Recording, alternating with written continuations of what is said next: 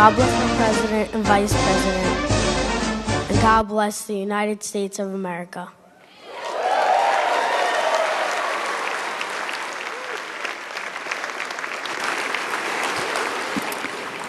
I pledge allegiance to the flag of the United States of America and to the republic for which it stands, one nation, under God, indivisible, with liberty and justice for all.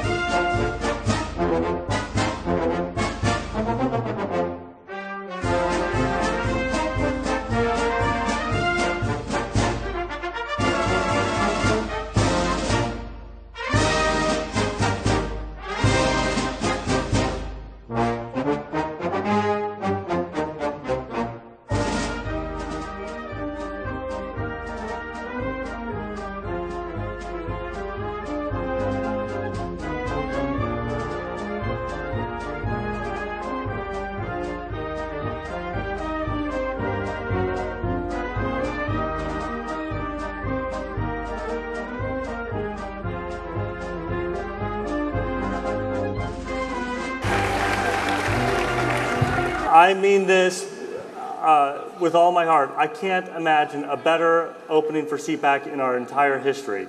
Yesterday was amazing. And today, I grabbed Grace Tarr from Maine to come out here because we have about 200 volunteers, and CPAC would not be possible without our volunteers. Grace, where are you from? Maine. Maine.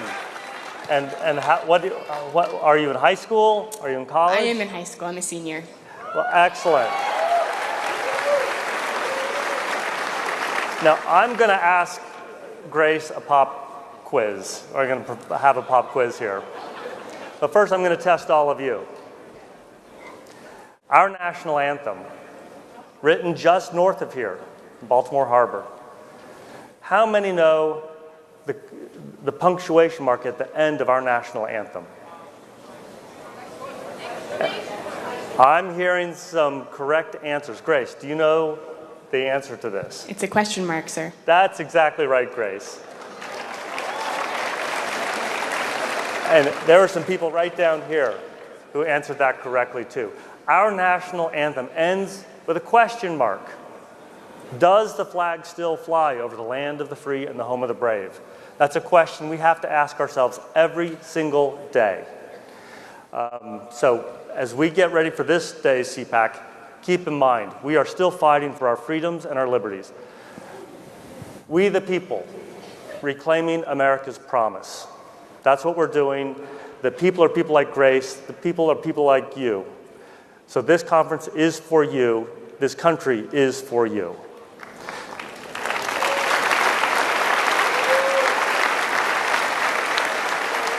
Now, I do have some disappointing news.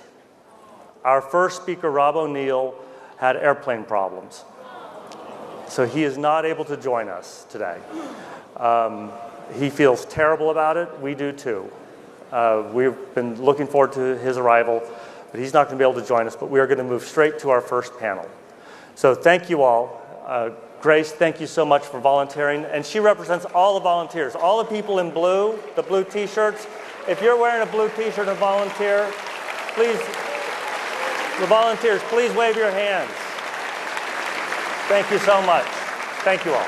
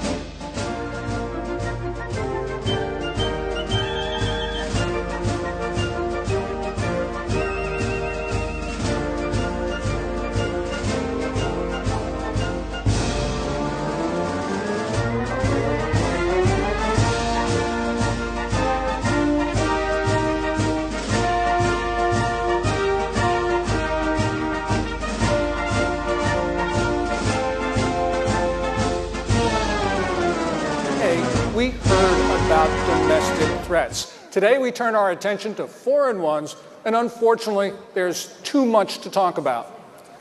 For instance, Gorbachev said that it looks like the world is preparing for war. Petraeus says that the international system is under unprecedented attack from multiple directions, and Zbigniew Brzezinski says the global order is sliding into disarray. Carter's national security advisor also said that there is no international structure capable of handling threats that will occur almost simultaneously. And he's right. There is no capable international structure. But let's not forget, there is the United States of America, its friends, allies, and partners. But the U.S. is under assault from two large authoritarian states, its regime proxies, and non-state actors. And today we'll start with Russia. Ambassador Rooney, you served in Europe, you know the Russians well. Are they our friends or are they our foes? Well, I think you know, in foreign policy, it's about defining your strategic interest, and not everybody's a friend all the time, and not everyone's a foe all the time. We have a situation now that after many years of tacit and implicit appeasement to to Premier or President Putin, that we have a doubly difficult challenge of reasserting the kind of strength that we asserted during the Reagan years vis-a-vis a guy that's particularly dangerous as a trained KGB agent and a fellow who's been responsible for a lot of problems, murders like Litvinenko and Yushchenko, the activities in the frozen conflict zones, which even started under President Bush. So we've got a big uphill climb to go to reassert American strength and get that relationship back in parity with Russia. Okay. So in the Middle East, how do you see them? Are they our help or are they a disadvantage to us? Well, I think if you read the new Tsar, you'll see that President Putin has a personal preoccupation with radical Islamic terrorists, something that I think many of us have the same thing. His problem's Chechnya.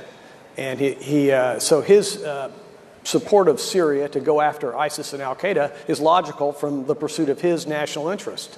Now, we align perhaps in pursuing ISIS and al-Qaeda, but we don't align with Syria itself and a lot of other areas where Russia's engaged in a less aligned manner with us.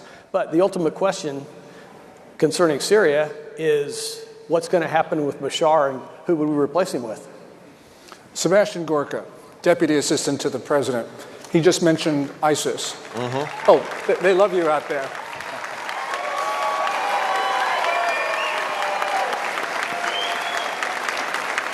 Where are we on the fight with ISIS? Okay, so let's start with the last 8 years. We have to set the stage and understand what happened under the Obama administration. ISIS didn't exist a decade ago. 7 years ago, it was the Al-Qaeda in Iraq franchise. Today, it is the most significant jihadi organization for the last 90 years. It is the first jihadi organization to capture territory in multiple countries of multiple regions. Boko Haram, think about this, in Nigeria is a sworn part of ISIS and the Islamic State that was declared out of Mosul 2.5 years ago. They have money, they have capabilities, and most scary of all, just think about this. Let's take politics out of the equation, because politics was undermining national security assessment during the White House years of President Obama. Since the caliphate was declared in Mosul 2.5 years ago, we have killed or arrested 125 people in America linked to ISIS. That's not 25, not 35, 135. When Omar Mateen killed 49 Americans in the Pulse nightclub in Orlando, what did he stop to do halfway through? He put down his rifle, picked up the cell phone, and did what? Called 911, not to bring ambulances to the carnage at the club, but to swear allegiance to the Islamic State and Abu Bakr, things that the last administration's Attorney General tried to censor from the transcript of that call. Well, ISIS is serious. ISIS is the worst jihadi threat we have seen in almost a century. But on January 20th, 2017, at 12 o'clock, it all changed. And the president...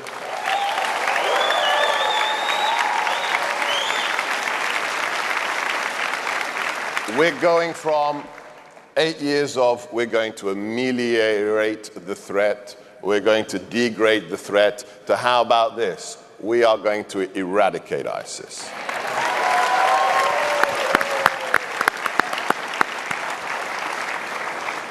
Mike Waltz, you're a Special Forces commander. You've served in the Middle East.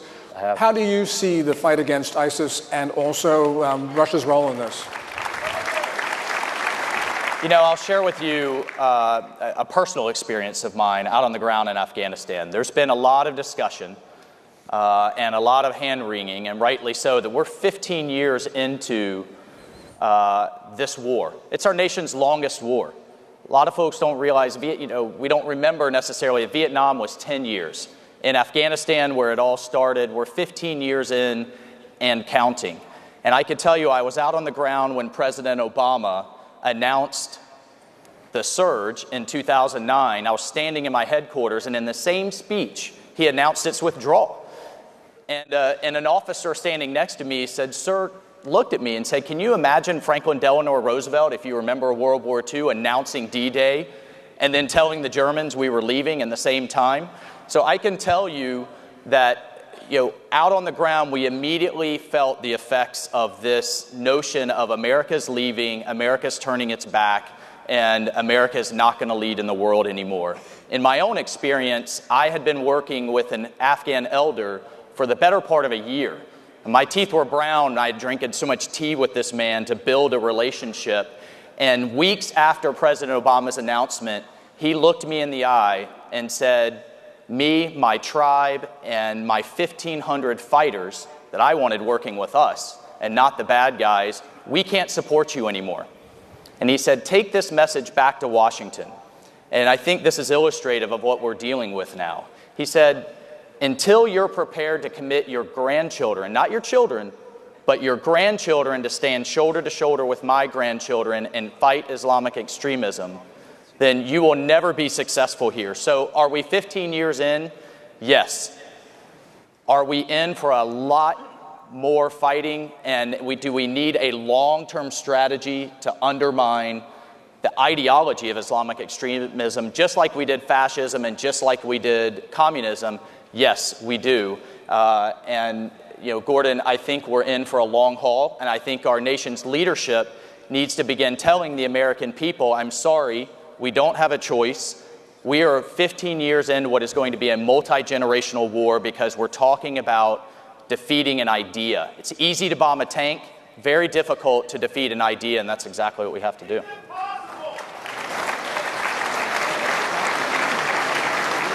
Sebastian, let me come back to you. You heard Mike talk about a long-term strategy. Yeah. Will the Trump administration have one? Oh, absolutely. Just read. One of the speeches that really wasn't adequately paid attention to was the president's campaign speech in Youngstown. If you read the Youngstown speech, you will see everything we need to do and the plan that we're going to execute. And I have to disagree mildly with my colleague, and especially with the gentleman who just shouted out from the audience, it's impossible to defeat an idea. Wrong, sir. Agree. Wrong. We jettison the idea that this is a generational war. We will defeat ISIS and we will defeat them rapidly. To undermine the ideology will take a little bit longer, but not generations. Because remember one thing. In 1987, a man called Ronald Reagan stood in front of the Berlin Wall and he said, Mr. Gorbachev, tear down this wall. 18 months later, without a shot being fired, the people imprisoned on the other side of that wall took it down. Ideas can be defeated, especially bad ones.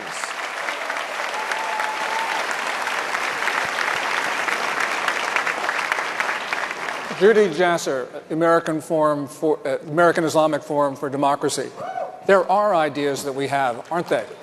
Yeah, exactly. I think, listen, I'm the son of Syrian refugees who escaped Syria in the mid-'60s. There is nothing more American than fighting theocracy. That's how our country was founded. And there are Muslims across the world that share our values, are against dictatorship, be it the secular military fascists and the monarchs, or the Islamist theocrats. Both sides of this fascist equation across the Organization of Islamic Cooperation are both the firefighters, but also the arsonists. And the only adults in the world is the West, is America, that was founded on the fight against theocracy. We have to stop racializing Islam. We are not, as the left wants to believe, an identity movement of one check-the-box minority. We're a diverse global population with ideas that span from fundamentalist to orthodox to liberal to secular. We need to start taking sides within the House of Islam, with the Green Revolution in Iran, with the secularists that are fighting for freedom against both the Assadists and the ISIS Islamists. Because the old 20th century bargain that the enemy of our enemy is our friend has produced this whack-a-mole program that has become, we could get rid of ISIS tomorrow or next year, and then in a couple of years there'll be another radical Islamic group that'll come, unless we in the Muslim community, and that's what our Muslim reform movement is about, is we want to see this government. And finally, we have a president in the White House that's willing to identify Islamist extremism. So I hope we can shift the axis of the approach both domestically and abroad from this nebulous, blasé, countering violent extremism to countering violent Islamism. Because in the land of the free, we have to stop the blasphemy law invocation of this claim of Islamophobia and begin to engage Muslims that are jailed across the planet that try to fight against theocratic Islamism, which is the enemy, versus Muslims that want to be free and practice their faith free of oppression. Yeah.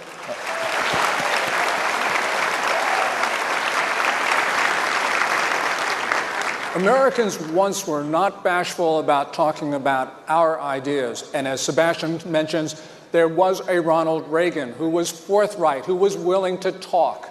Unfortunately, that's not the case now. Ambassador Rooney, Putin, does he have ideas, or is he just somebody in pursuit of his own power? What is Russia? Well, Russia's smaller now than it was at the time of Catherine the Great. I think Putin made it clear when he first came in that he wanted to recreate the greater Slavic hegemony that is a big part of every Russian's mindset, and he seemed to be moving forward in that respect with the moves that he's made so far. It's up to us to project enough strength to counterbalance that historic the Khyber Rus, the Slavic strongman, which has dominated Russian hegemonic ambitions ever since Catherine the Great. Yes, and it seems to me that essentially when Americans talk about their ideals, they are strong, because if we have any justification for operating abroad, it is because we stand for the things that people want. And clearly, when we start talking about the Islamic world, there is a lack of ideas. We don't seem to be fighting in that arena. We really aren't. We're avoiding embracing groups on the ground. We want to do the lowest hanging fruit syndrome, which is to work with groups that identify as Islamic, when in fact that's how you identify Islamist movements, which are parties that embrace the collectivism of Islam as a faith, rather than, like we do in the conservative movement, believe in the separation of church and mosque and state. We believe in the individual rights of groups rather than leftist collectivist ideas. And that's why there's been this bargain between the left and Islamists, because they're both collectivists. We see this across the Middle East. So we need to, and I think we also, I want to put one point of caution about Russia, is we might share enemies with Russia against ISIS, etc., but make no mistake, our families are dodging ISIS. Russia is not bombing ISIS in Syria. They're bombing normal families, any type of anti-regime operations. Russia's working closely with Shia jihadists in Iran, as Assad is. So Assad is not the protector of secular minorities. He's working as a Shia jihadist with the Iranian regime and with Russia. So that's why we need American leadership to advocate for our ideas in the Middle East, which so far there's been a great vacuum. And make no mistake, one of the reasons the Syrian revolution has been radicalized is the opposition has been radicalized by the Saudis, Qataris, and Turks, who've not helped the secularists who share our values, but helped the Islamists. And that's one of the reasons ISIS came out of 2013. Mike, when you were sitting... I just had a question leading on to, how do we, there's a lot of discussion on working with Russia against ISIS, right? That we have common goals there, but at the same time, Russia's working side by side with Iran, their Shia militias, and Hezbollah. So how do we, on the one hand, hold Iran accountable for what I think is the worst diplomatic deal in modern American history, in the Iran deal, and enforce that, but at the same time drive a wedge with Russia and separate them from their allies in the Assad regime, right? So, I mean, do we, at the end of the day, do we end up fighting and working against both with our moderate allies, against both ISIS and the murderous Assad regime? This is why we need a Trump doctrine, which I hope is about liberty. We have for too long, and as Condoleezza Rice said in Cairo, we for too long have sacrificed security at the expense of democracy in the guise of stability. This mirage of stability and that there's no kinetic war between governments has actually made us get in bed with regimes that are fueling the ideology. It's not only, we listen to this so-called, it's not a Muslim ban, it was basically 7 countries. I would add Saudi Arabia, Pakistan, governments that are fueling the ideas that are un-American. We should be putting on notice that we will vet people coming in, and also groups that we support, against Islamist ideas. So we have to be careful to have a long-term strategy, just like we did in the Cold War. We didn't get in bed with the Italian communists, the Cuban communists, say, oh, because they're anti-Soviet, we're going to work with those communist parties. That's our strategy right now when we work with the Saudis, the Pakistanis, etc., against the radical Islamists. We need to start having a long-term strategy, yes, short-term military one, but long-term ideological strategy for the promotion of freedom. Because the Arab awakening proved that these populations are ready for revolutions, for grassroots movements against the establishment across the Middle East, which are these Islamic regimes. Mike, when you were sitting down and having tea, what did Afghan leaders want? Oh, Mike, they want a better future for their children. They want the ability to have free markets, to make a living.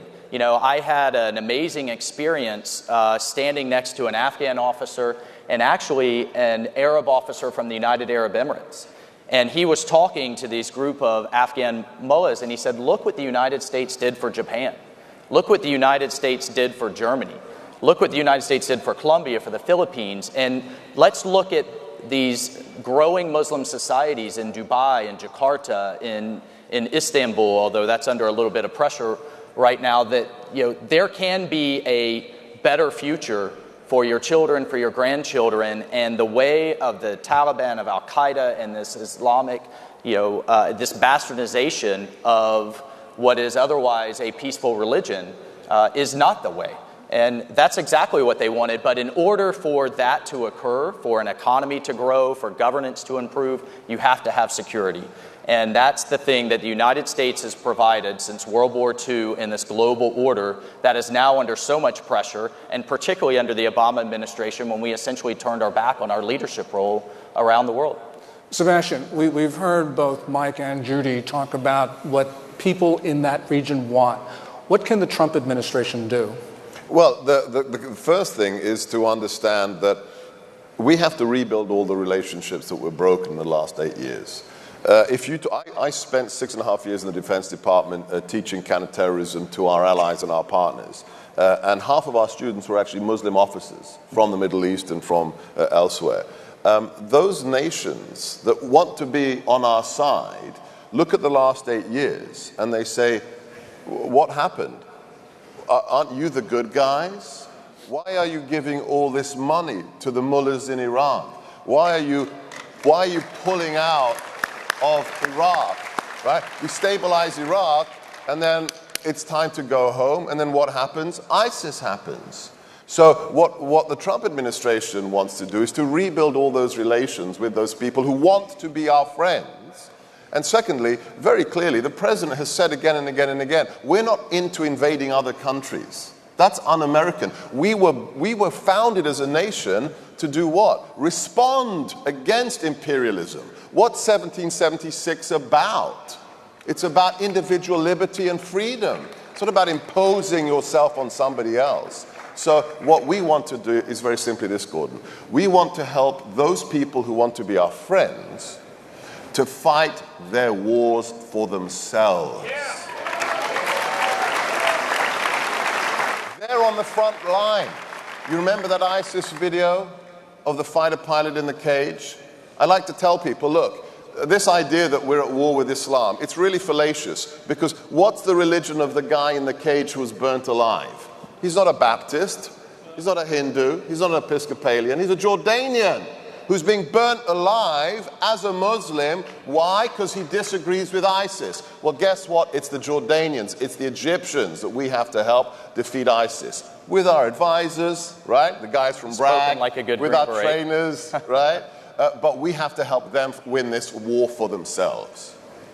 And if I could just add, I think it's very important that we not give American Muslims sort of a pass as sort of that minority group in America, because we can do things in this country to reform the very ideas that are theocratically inspiring the militants across the planet in this global jihad that you just can't do in Jordan or Saudi Arabia or Iran. So therefore, we need to tell and engage Muslims in America that feel an urgency, that care about the legacy of whether our children and grandchildren are going to be radicalized by this global jihad, and whether we want to leave behind an Islam that's at home with American ideas of constitutionalism and freedom, or whether it's at home with theocratic ideas. That's a battle that needs to be fought on the front lines on American media, university platforms.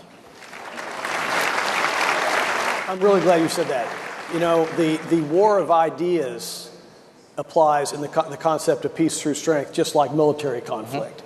And to harken back to when Pope Benedict made his Regensburg address, where he spoke out more clearly and aggressively against radicalized Islamic terrorists than any elected official had, we saw a spate of moderate Muslim leaders, business people, and scholars come out all around the world and speak up and call for an interpretation of the Quran which is consistent with 21st century values, respect for life, and it's the same old thing. Weakness begets appeasement, which begets more conflict, and strength begets opportunity for good people to stand up. And whether it was the Jordan religious minister that came out and said, you can't fight an idea, we have to fight an idea with cultural diplomacy, or whether it's some of the people you're talking about, or the people that have written articles, we have to help find a new way to interpret Islam that's consistent with the modern world.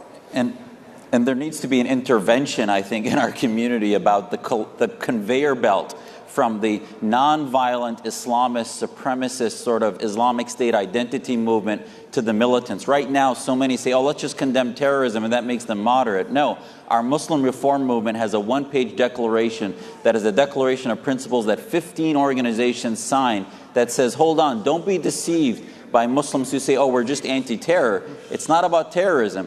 Do they condemn the caliphate, violent jihad, believe in the equality of men and women, believe in secular values, believe in the Constitution?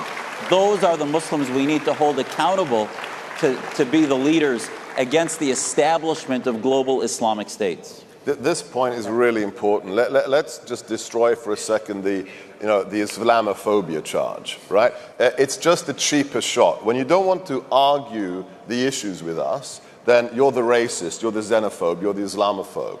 Let's talk about values. Because the bottom line is, if you don't believe in the US Constitution, I don't care if you're a member of the KKK, I don't care if you're a communist, or I don't care if you're a jihadi. You're a threat to all Americans. That's the bottom line.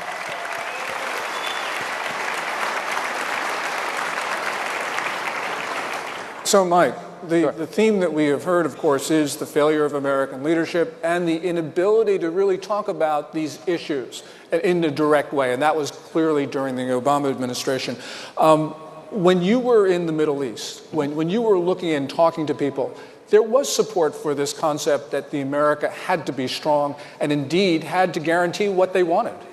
Oh, sure. And again, just to break this down, kind of down at the village level where these things, this is where the rubber meets the road and where things are really being fought. The most angry Iraqi, the most angry Afghan that I came across wasn't angry because we were there. They were angry because they were risking their lives to work with us because they believed in a future partnered with the United States. They were angry because we were leaving. And our president had told the world, and President Obama, that we were leaving. And they said, look, if we're going to work with you, then we have to know that you're going to stand with us. And I think this notion of time is where we may have a little bit of disagreement. I have no doubt that under the Trump administration, we're going to see Abu Bakr al-Baghdadi, the leader of ISIS, either dead or in Guantanamo Bay. And I look forward to that day. But at the same time, and this is where we have to be honest with ourselves, they have 8-year-old kids, 6-year-old kids that are being brainwashed today. And my fear is that we've essentially lost that generation. And how do we turn that generation around? I think that's a 10, 20-year effort. I know that's not popular, or even longer. The other thing that I look at is look at our partnership with South Korea, with Japan, with Germany. We have been embedded with those militaries for 60, 70 years, and they are now, after multiple generations, after they go from lieutenant to captain to colonel, are able to stand on their own, and we're able to pull back and address other things. So, folks, I think it's going to take a long time. I think we're going to knock ISIS in the rear end, but to kill this idea of Islamic extremism is going to take a long time, and the folks out on the ground know that. And I think we need to put a long-term strategy in place to deal with it today. What does that look like? One of the things that I think it looks like is girls' education and women's empowerment. We need to move that. No society can oppress 50% of its population forever. And we need to move that from this kind of feel-good humanitarian place to a national security place. It is in our interest, in our national security interest, to make sure girls are educated and women are empowered, because where women thrive around the world, extremists do not. And that's a part of what a long-term strategy looks like. And there's one. Let me add one thing to that. There was a man called Winston Churchill who said, you don't go to war unless you define your victory conditions. And he's absolutely right. You don't put one man or woman in the battlefield in a uniform unless you know what it is you want to do. And we understand what we wish to do.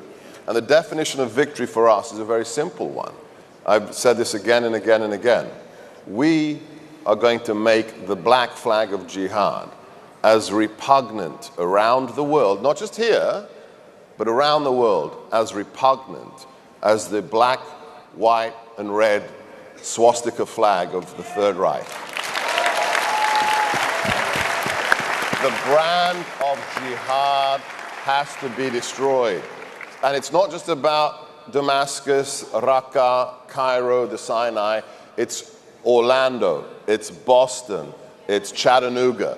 Here in America, it has to be vilified and destroyed as a brand. But if I can contextualize that a little bit, you know, we in the Muslim community also, in American policy long term, cannot be sort of deceived into thinking that ISIS comes out of thin air. The Saudi flag, the Iranian Islamic Republic, the Islamic Republic of Pakistan, these are Islamic states that might be our allies against this monster that got created from their ideas, which is ISIS. But their ideology of the Islamic State is the oxygen for jihad. And until Muslims start to defeat this identity state of Islamism, Islamic State ideology, and that's why the long-term strategy has to be the resurrection of something like the U.S. Information Agency, where we start doing radio-free liberty into Saudi Arabia, into Iran, into Pakistan, in order to defeat those ideas and create civil society groups that begin to share ideas and win, like we did in the Cold War, without firing a bullet against the Soviets directly, but winning that by defeating. And by the way, in America, we see the invocation of blasphemy laws through using the term Islamophobia. We need to stop using that term. Islam is a diverse idea that doesn't have rights. Muslims have rights. We need to fight bigotry that exists against Muslims, but don't use the term Islamophobia because they're trying to shut us all up from criticizing Islamic State ideology. That's true. Ambassador Rooney, you also serve in Congress from Florida. Is there Republican support for more money for Voice of America, for Radio Free Asia, all of those things that seem to atrophy under the Clinton administration when everyone thought, oh, we won the Cold War, we no longer need to have those voices for America? No, I think there definitely is. Linking back to the comments about cultural diplomacy and you can't fight an idea, and as you mentioned there, you know, what happened with the fall of Eastern Europe, we're going to have to fight the war of ideas while people like the Colonel fight the war on the ground. And you can't do that without projecting your voice covertly and overtly. And I know that Congressman Rohrabacher, who heads up the subcommittee I'm on of Europe and emerging threats, used to be a speechwriter in the Reagan administration and was involved with Radio Free Europe. So he's totally in sync with that idea as well. So, Mike, let me just switch gears for a moment because I think you mentioned the Iran deal. Yeah. And it seems to me that that must have had an effect on the way people in the region viewed U.S. leadership. Yeah, well, absolutely. I mean, in one deal, our friends, folks that we have been fighting with, folks that are aligned with us, whether it's in Yemen, whether it's in Syria, whether it's in Libya and across North Africa, saw the United States align with a Shia extremist theocratic state and begin pumping billions of dollars into it.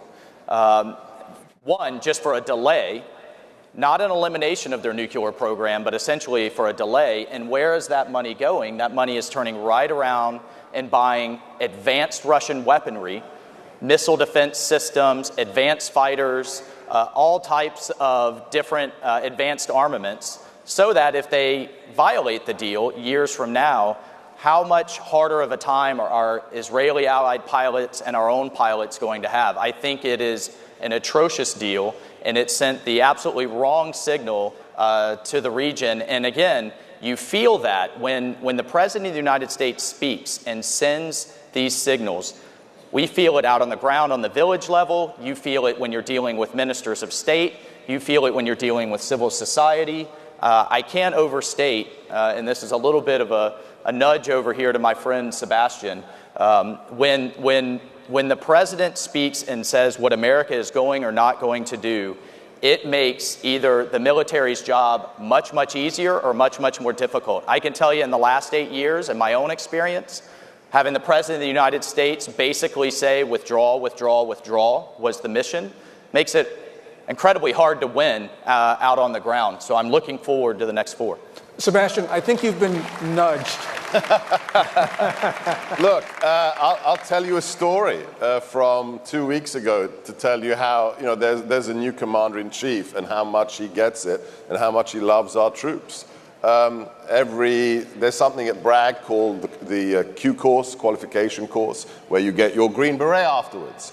And before you graduate, those young future Special Forces officers come to D.C. to meet with various agencies and get briefings about how government works inside the Beltway. And they come and visit the NSC. 2 weeks ago, 18 future Green Berets came to my building, the Eisenhower building, across from the White House, to talk about, what is the NSC. And I had a crazy idea thinking, we've got a new commander-in-chief. Wouldn't it be nice to get these young men who are going to go into theater imminently to meet the new boss? Not only did President Trump invite them to the West Wing to sit down with them, halfway through this meeting, made the schedulers go insane, he said, I'm not supposed to do this, come with me. He took all 18 of them into the Oval Office. He did a group photo behind the Resolute desk, and then just completely blew the day off. He said, this isn't good enough. All of you stand over there, and I want you one by one to stand next to me for an official portrait with me. That's how much he loves our military. That's great. And in the previous 8 years, those young men and those one woman, those young men wouldn't even have gotten into the West Wing. So you understand, there is a new commander-in-chief.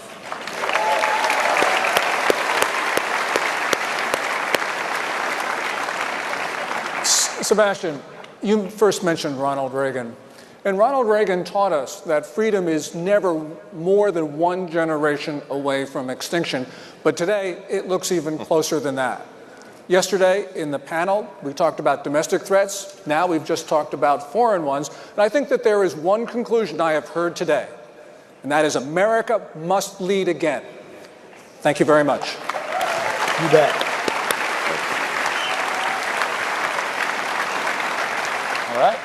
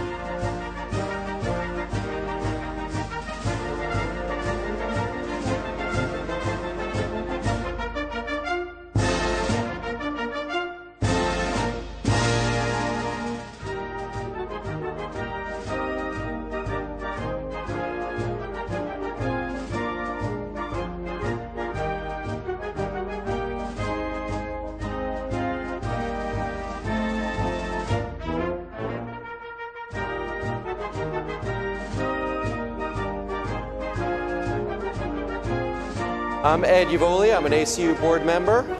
I'm also a tax attorney, so you know this is going to be a very fun presentation. Today we're going to hear from three terrific speakers on private property, or more particularly, our rights to property. Why property rights? Well, part of the mission of this conference is to review our fundamental principles as conservatives. These principles, or natural rights in this case, must necessarily inform our policy preferences, just as they informed our founders when they wrote our Constitution. So the next three speakers will be talking to you about three forms of private property: real property or real estate, personal property like paintings or pickup trucks, and intellectual property like Apple's Apple or Coke's formula.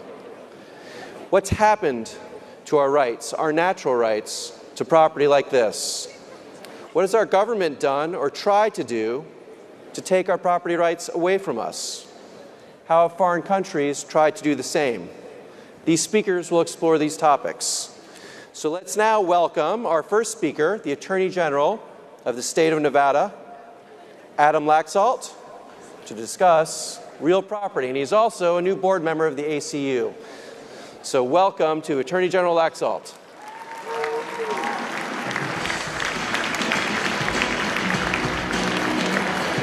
Good morning, everybody. How we doing?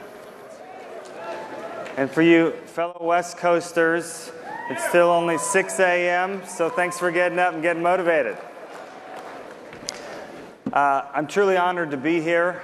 My grandfather, Senator Paul Laxalt, was a founding board member of the ACU.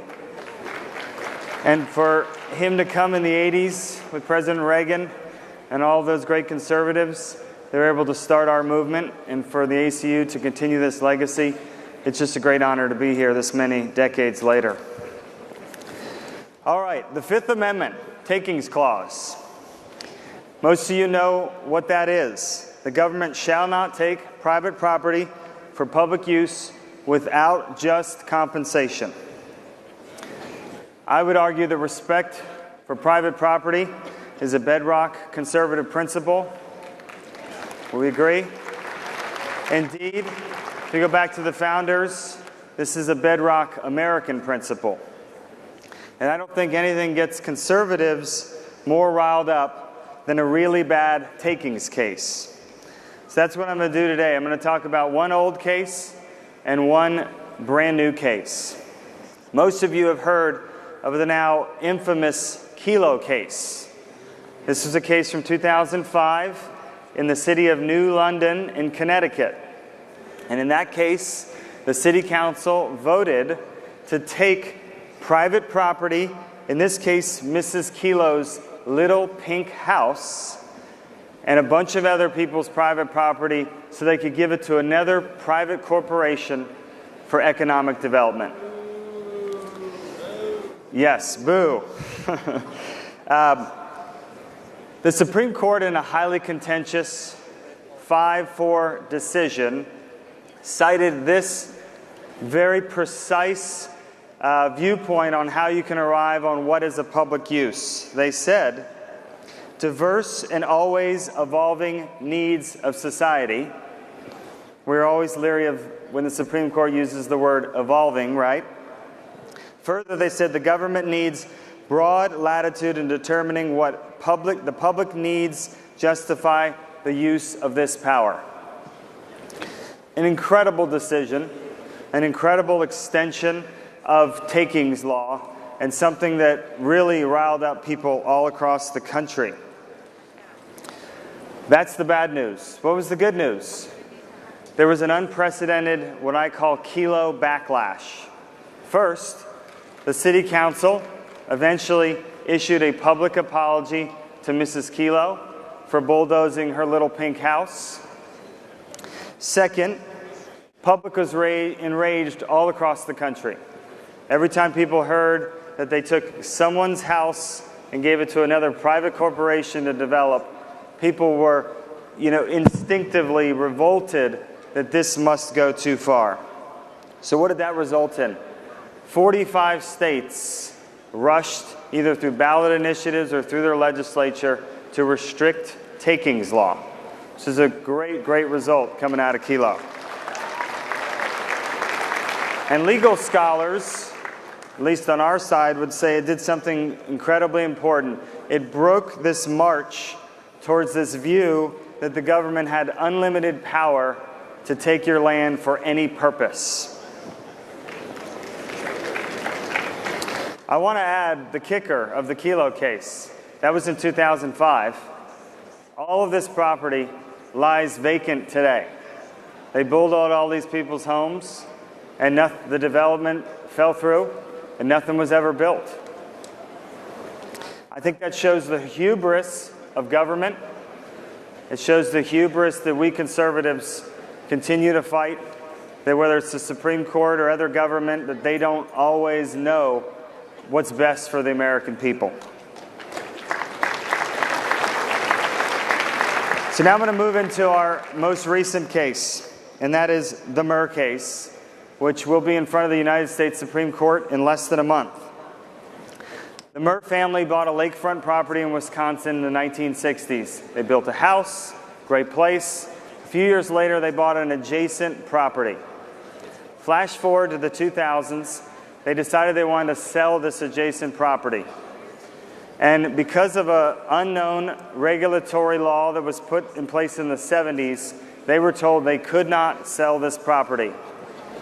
The government wasn't willing to compensate them as a taking because they argued that, well, you have 0% of this property, but you have 100% of the property next door. And they're starting this new concept that you can add the two properties together, and as long as you have some use in the combined properties, then it's not a taking.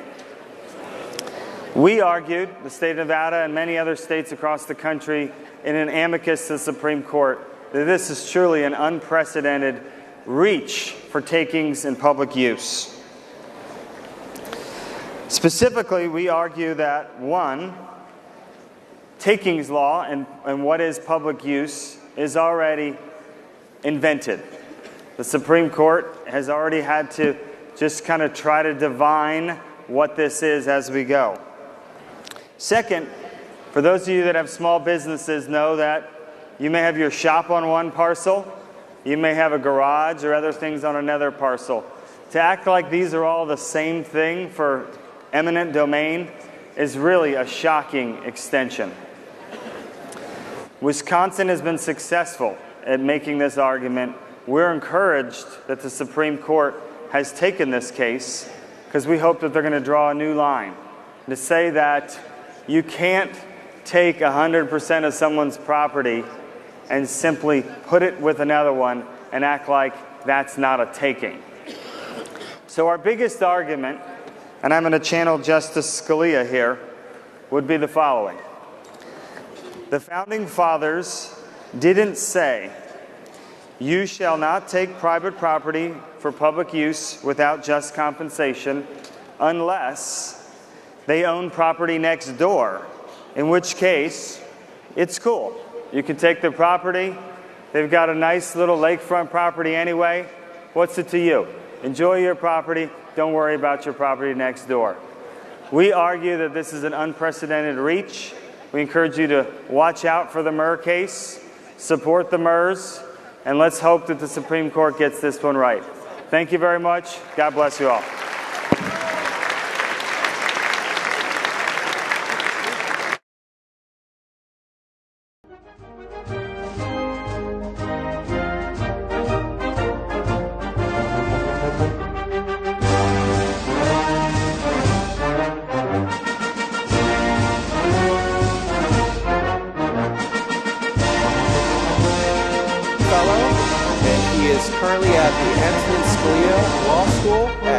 Mason University. Professor Mossoff.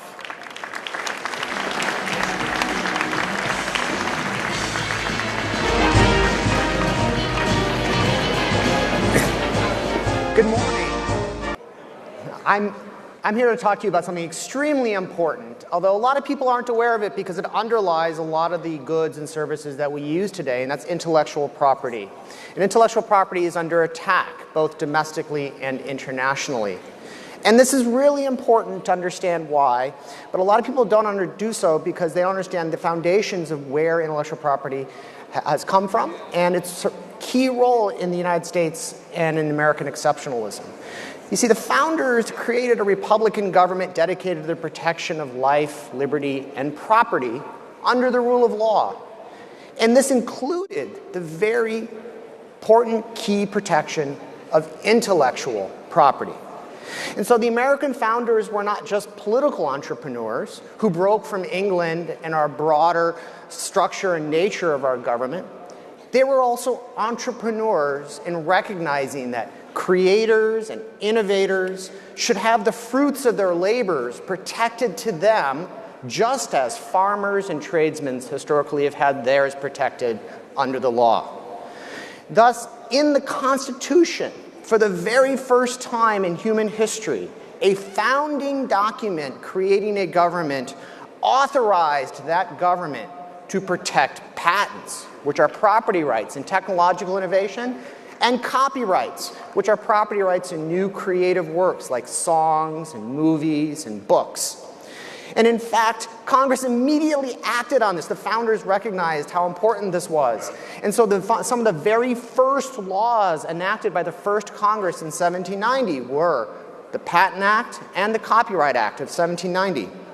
And thus, Securing the intellectual property rights to all creators and innovators, it became a foundation for driving the Industrial Revolution in this country in the 19th century.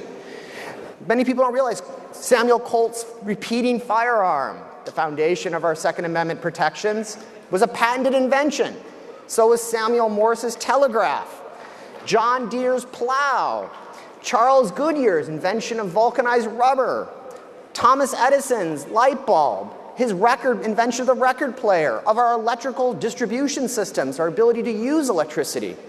And thousands of other innovations arose from the protection of the rights of innovators in our country, confirming for the whole world that America was not just a beacon of liberty and freedom, it was a beacon of innovation and creativity, the true shining city on the hill.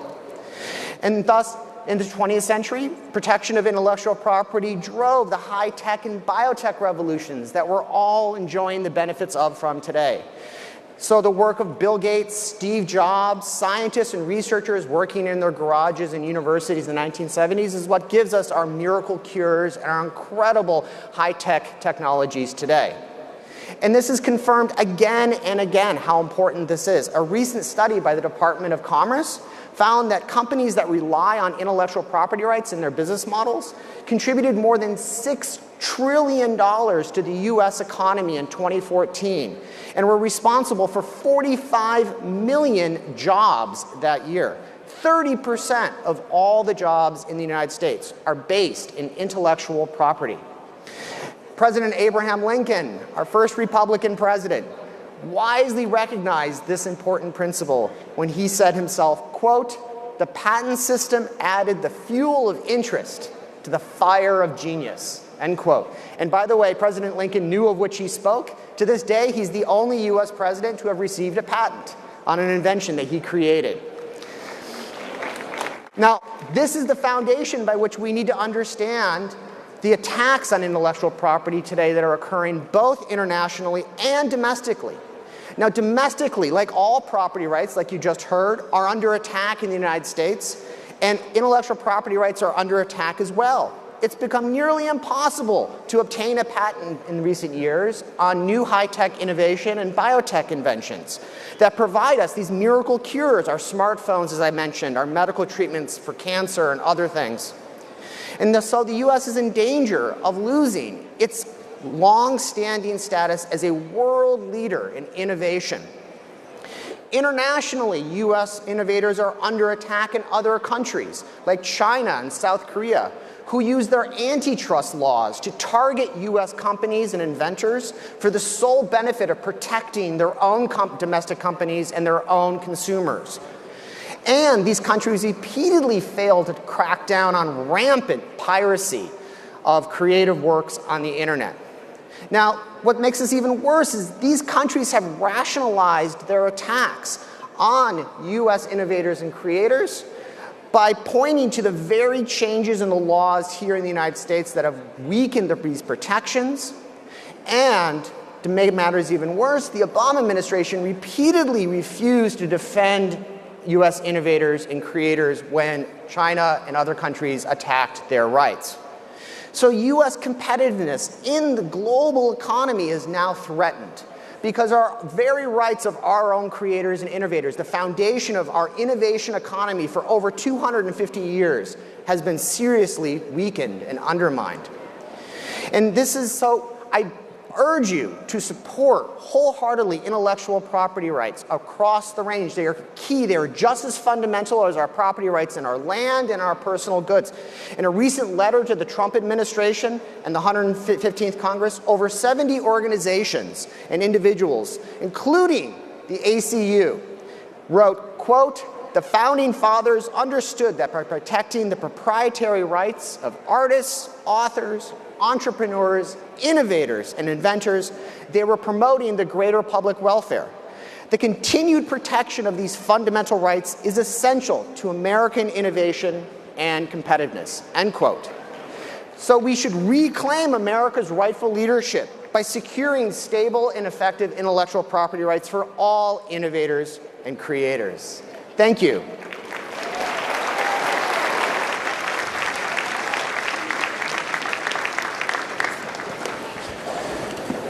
Okay, is this too many lawyers for you? Let's change pace and bring on the Chief of Police of Lindsay, Oklahoma, Stephen Mills. He's going to discuss our rights to personal property. Chief.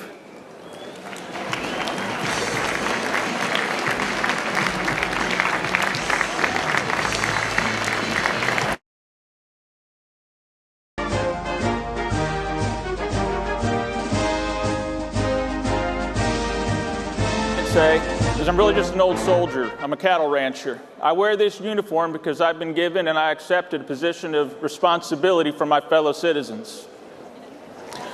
I intend to live up to that position of responsibility. I'm here to talk about asset forfeiture reform. There's various government and non-government agencies out there that are proponents for continuing civil asset forfeiture in its current form. Often these people will give you a scenario that there's a state trooper out on the highway somewhere and he sees a speeder coming. He stops the individual, searches the vehicle, and finds $400,000 all heat sealed and hidden up in the fenders of the vehicle, and they say that's cartel money. And then without civil asset forfeiture, the only thing that this trooper can do is write that individual a ticket and give the cartel their money back and send them down the road. I'm telling you, that's not how it is. That's not the reality of civil asset forfeiture. Here's the reality of civil asset forfeiture. The majority of forfeitures are less than $10,000. They aren't taken from hidden compartments in cars, and they aren't cartel drug money. An actual civil asset forfeiture is more like this. Your local octarian artist, we'll call her Grandma Moses, she just sold 10 paintings at the local flea market. She's got a few $1,000s hidden under the seat of her vehicle as she leaves. There's a local officer who's got legitimate information that drug dealers are also selling drugs at that local flea market. So he's watching as people leave the flea market, and he stops Grandma Moses and he talks to her and he says, "Hey, do you mind if I can search your vehicle?" And Grandma Moses, she loves the police. She's been grown up to respect the police. She knows that we're out there to protect her. She says, "Sure." The officer finds the $10,000 and he seizes it under civil asset forfeiture as drug money. Grandma Moses says, "Well, wait a second, that's my money. I've got it selling paintings." The officer says, "Prove it. Prove that it's not drug money and you can have it back." She doesn't know what to do. She calls the local prosecutor and gets the same story. The prosecutor says, "Yes, under civil asset forfeiture law, you have to prove that you're not the criminal. You have to prove that that's not drug money to get your money back." She calls the sheriff's department. The sheriff's department tells her the same thing. She keeps complaining and they finally tell her, "Look, you need to stop calling us and complaining or we're going to look at you real hard. You want us to prove that you're a criminal? We're going to look at you real hard and we're going to prove you're a criminal." Now she really doesn't know what to do because the last time they looked at her, they took her $10,000. So she stops complaining. They got her way. But do you think she really has that same respect for the police department and for the officers? Do you think she still trusts them to protect her? No, that's exactly right. No is the correct answer. How do I know this is the real reality of civil asset forfeiture? Well, I saw it firsthand, and it happened to me. I was a CID agent in Texas. I was running a counter-drug task force. We didn't conduct civil asset forfeitures, but we worked with other local agencies that did conduct forfeitures. After an arrest of a low-level drug dealer out in front of his grandmother's house, we were walking to this other agency. They were carrying the grandmother's television and furniture and all their household items out of the house. My partner asked the officers, "What are you doing?" And they said, "Well, she has to prove that she did not know what her grandson was doing, and she has to prove that she paid for this through legitimate money, and then she can have it back." And my partner, he looked at me and goes, "That doesn't seem right, does it?" And I said, "No," and we left. We couldn't stop it, but we didn't have to be a part of it. I also own a cattle ranch in Oklahoma. While I was assigned to this task force in Texas, my wife was home running the cattle ranch, and we had hired hands working for us. One of those hired hands was out running an errand, and he saw a spool of copper wire at a soon-to-be oil field site, and he stole that copper wire. Local citizens saw him do it and called the sheriff, as they should have. Sheriff came up and arrested him, as they should have. Stealing is wrong regardless of who does it. The problem was when they arrested him, they also took my truck. Now, I just assumed that they seized my truck as evidence, and I called the sheriff's department. I said, hey, when are you going to be done with my truck? And I was told, we're not going to be done with it. You're not getting your truck back. We're taking that as under the civil asset forfeiture laws. I said, well, you can't do that. I'm an innocent owner. The law says that I'm an innocent owner. And they told me, well, prove you didn't know he was going to do that. I mean, think about that for a second. How do you prove that you don't know something? I mean, it's easy to prove you know something. You say what you know. But how do you prove that you don't know something? And that's what they were asking the citizen to do to get their rightful property back, was prove that they did not know something.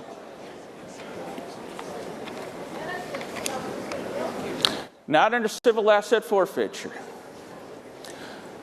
I didn't let it go. And after about 6 months, I did get my truck back. But it was an uphill fight the whole way. The average citizen wouldn't have had the knowledge, the tenacity, or the resources that I had, being who I was, to get my truck back and win that fight. I was a federal law enforcement agent, and they were calling me a dirty cop. They were threatening me with criminal charges and treating me like a criminal, all because I was fighting for my rights and trying to get my property back. What makes it worse is there's even actual classes out there teaching police officers to treat people like this to get them to shut up and go away. Even elected legislators fighting for asset forfeiture reform are treated like this. My friend Senator Kyle Loveless in Oklahoma has been trying to get a measure on to Oklahoma legislator for 2 sessions now. Can't even get out of committee. He's being called a terrorist, ISIS, Al-Qaeda, and worse for trying to effect a change. How strong can your position be if you won't even let it come up for debate? The primary function of police and judicial system is to protect the citizens.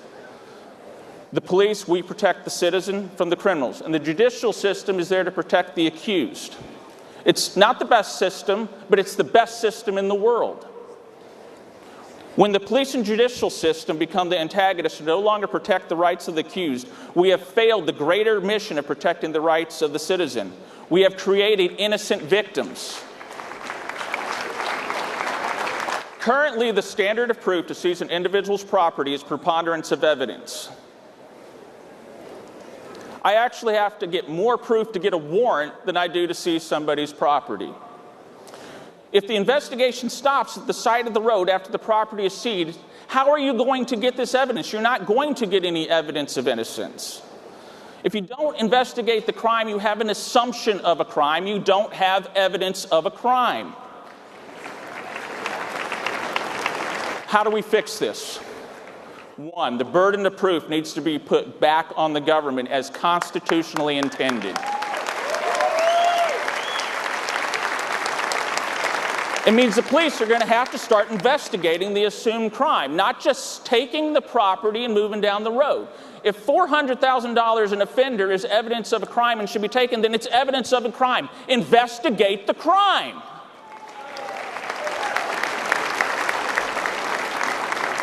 We as police officers need to do our job, protecting the rights of the citizens. We can't serve the citizen while simultaneously depriving them of their natural and constitutional rights. One innocent victim is one too many and does way more damage than letting the criminal get away. President Trump, I want to thank your administration for your support of law enforcement. After the last 8 years, it's a wonderful and welcome change. I know you're being told by other members of law enforcement and associated groups that asset forfeiture reform is a bad idea, that it'll help the cartels and terrorists. I want you to know that there's many of us out in the field who don't agree with that sentiment. As law enforcement officers, we can't step on the rights of the citizens we are sworn to protect under the guise of protecting them. This country was founded of the people, by the people, and for the people with certain inalienable rights. That is what made this country strong, and that is what will make this country strong again. Thank you.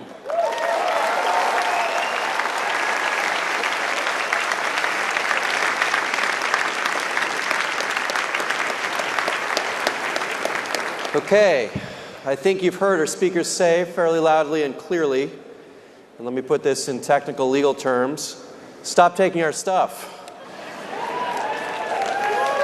Let's face it, the left, including the last administration, didn't like private property.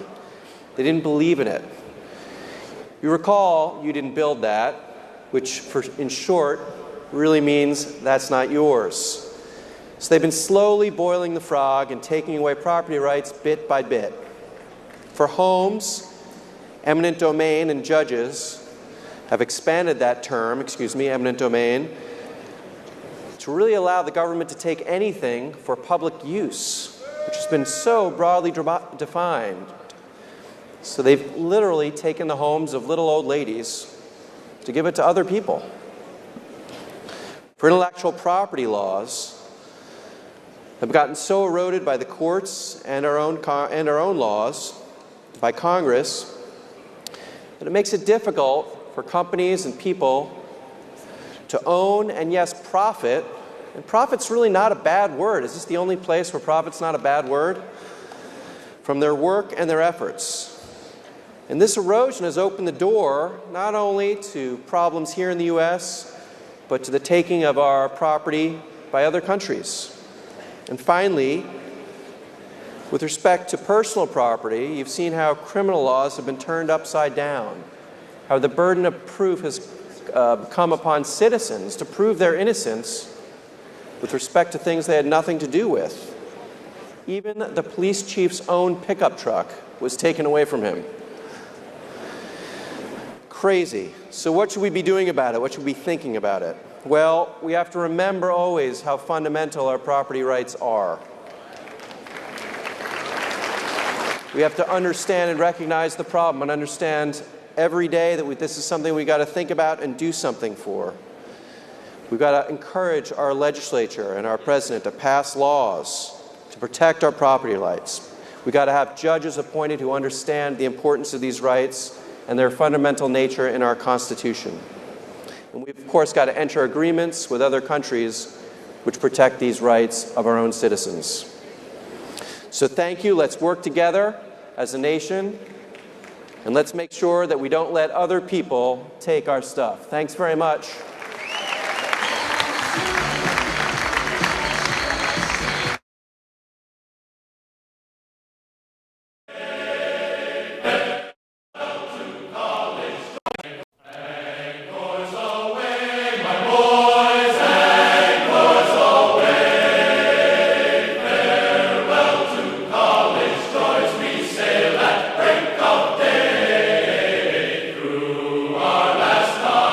Shore.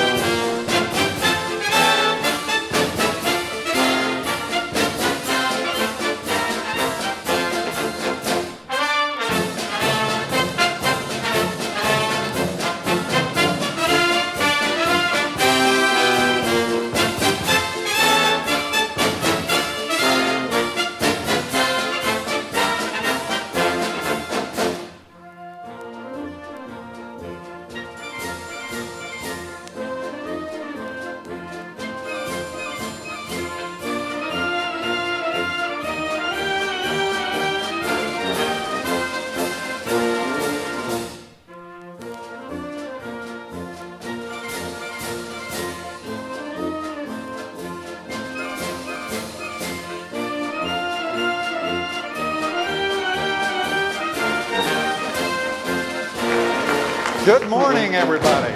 What a wonderful welcome, and I can't tell you how thrilled and delighted I am to be with you. It's a wonderful honor to be here at CPAC with each and every one of you. You're obviously passionate and committed conservative citizens all. That is my kind of people.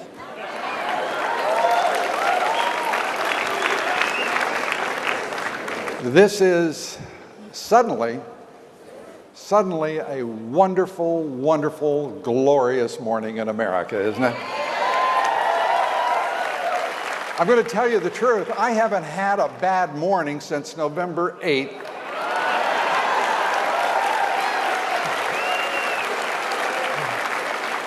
I'm, of course, deeply grateful to Matt Slapp for the kind invitation to join you here.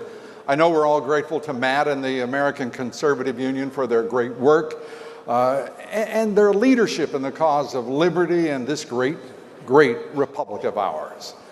Much of America this morning, by the way, they're abuzz about what you are doing here. What is going on at CPAC? They're talking about something called, by one Steve Bannon, the deconstruction of the administrative state.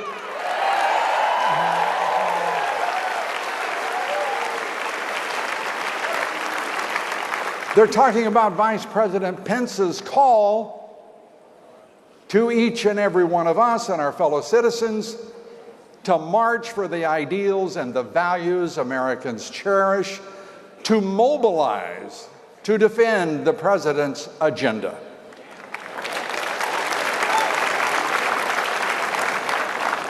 To march for President Trump because, as the vice president said last night, the Dems, and I will be candid with you, I spell that D-I-M-M-S,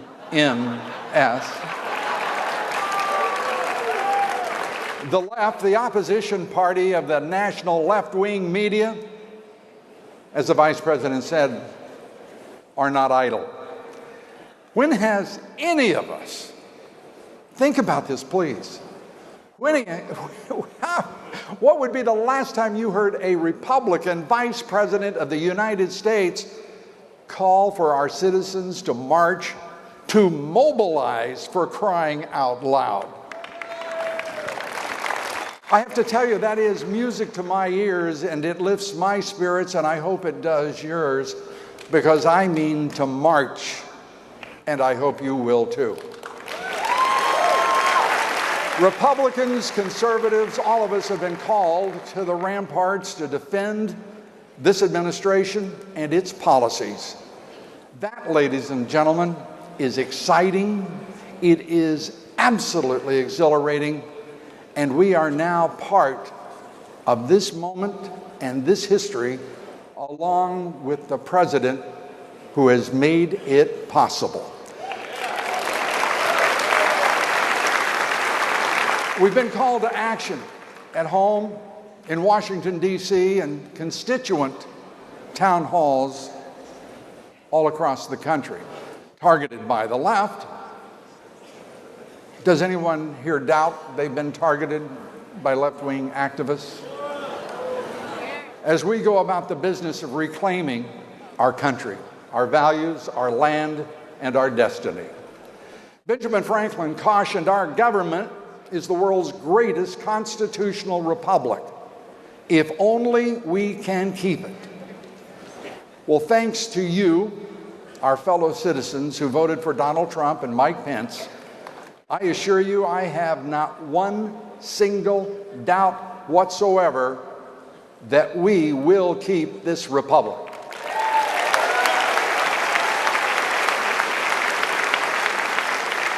And I believe truly that our work will be exhilarating each and every single day. It will never be drudgery. After all, there are billions of people around the world who would gladly take up our task in trade to become citizens of this great nation.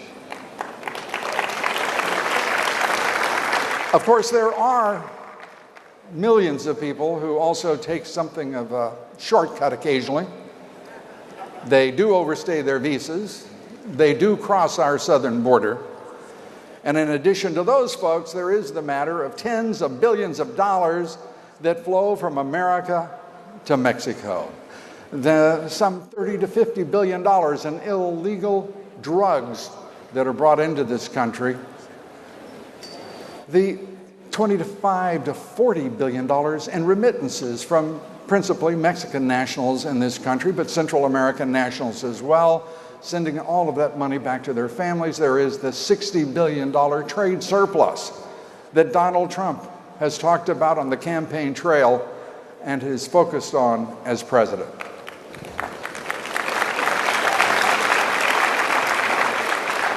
Do you recall how shocked, utterly shocked, the open borders, cheap labor establishment, and left-wing national media were when Donald Trump first said, secure the border, build that wall, stop human traffic, and the deadly drugs that devastate so many, and protect Americans, our workers, our young people, our families, and our very way of life.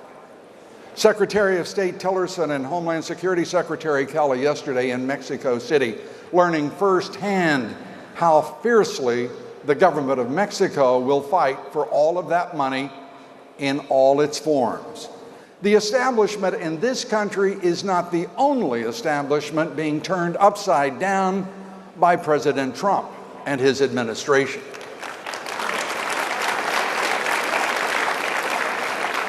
And then there are the Mexican drug cartels, and after 25 years of NAFTA, half of Mexico remains in poverty. A lot of work to be done, and this president has already in 36 days demonstrated that he and his administration are just the people to work for America. Think about what we have witnessed. You don't hear it from the national media. You don't hear it from the opposing party. You don't hear it from some of the leaders of the Republican Party. But this president has already carried out 24 executive actions, orders, memoranda, withdrawal from the Trans-Pacific Partnership, the Keystone Pipeline and Dakota Access, those pipelines approved, and they're moving ahead. The nomination of Judge Neil Gorsuch.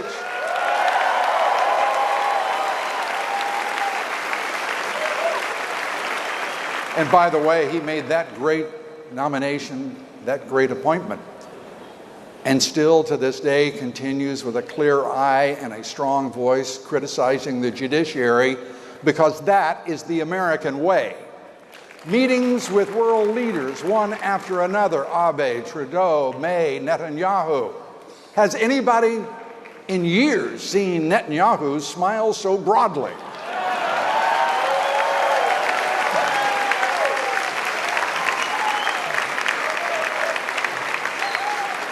There is a new light in America. And my goodness, all those countless meetings already with CEOs. He's talking to business leaders, the private sector, capitalists. Capitalist is back in vogue. Thousands of jobs he's already created and saved, and he did much of it before he was even in the Oval Office. He's met with labor unions. He's brought labor unions and the leaders into the White House. Do you know many of those labor leaders had never seen the Oval Office? That's how well treated they were by the previous occupant of the White House. The left-wing media, the opposition party, refuses to credit this president in his 36 days in office. They're at war with this president. But they're ignoring also about $3 trillion in market cap that has been gained in our equities market since he was elected. You can run all the popularity polls you want. You can run all of the confidence metrics and indexes you want. But $3 trillion in American stocks is one heck of a statement by the American people about our new president.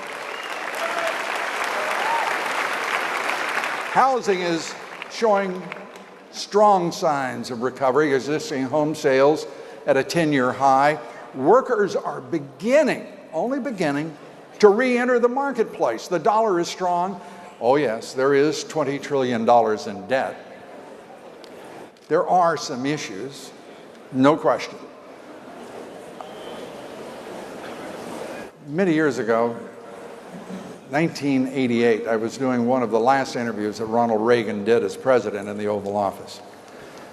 And I asked him about deficits, and I asked him about the trade deficit, the national debt, the federal budget deficit, as he was driving the country toward succeeding in the collapse of Marxist-Leninism and the end of the Soviet Union because of the budgets that he created, the military strength that he built, and that great, great slogan, which was his: prosperity and peace through strength. Reagan said, as I asked him about those deficits, because I could not ignore those largest in our history, Ronald Reagan looked at me and he sort of cocked his head. And I couldn't wait to hear what he was going to say about economic policy on those issues. And he said, "Well, Lou, I think they're about right for a country our size." To this day, I don't know what he meant with that answer. But I can tell you, he was exactly right, wasn't he? To have succeeded as a nation in defeating our ideological enemy, to have ended the Cold War. There are issues that loom larger in the minds of leaders, and I believe that we have elected another such leader in President Trump.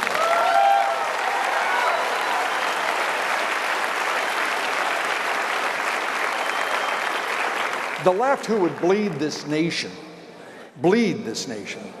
with redistributive economics and ever greater state power and strip our citizens of their individual rights, trying to eliminate individual freedom. And make no mistake, the venal, vicious attacks against our president and his administration by the left-wing national media will continue, unleashed by the large global corporatists who own them. It is a mistake to ignore who has given them permission to be what they have become. This national left-wing media is neither independent nor free, but doing the bidding rather of the establishment, the elites against whom this president campaigned. I don't believe it's a fair fight, by the way. I think this president and his administration will easily prevail.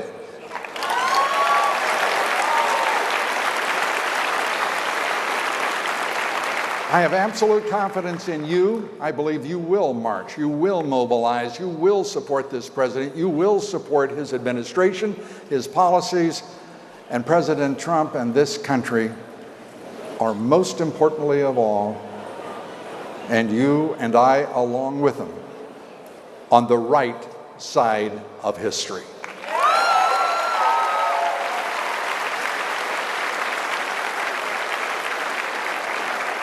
I want to say I am so excited about our prospects and our future, and the people who have joined together to make possible this presidency and to make possible this nation and its continued arc in history. I would like to quote in closing one of my favorite philosophers. He's a French philosopher. Excuse me, I can't do that.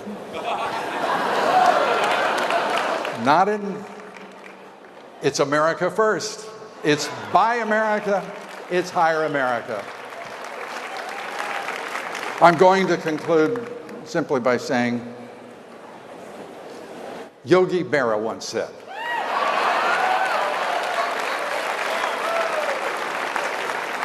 The future is not what it once was because of what you did and what we accomplished on November 8th.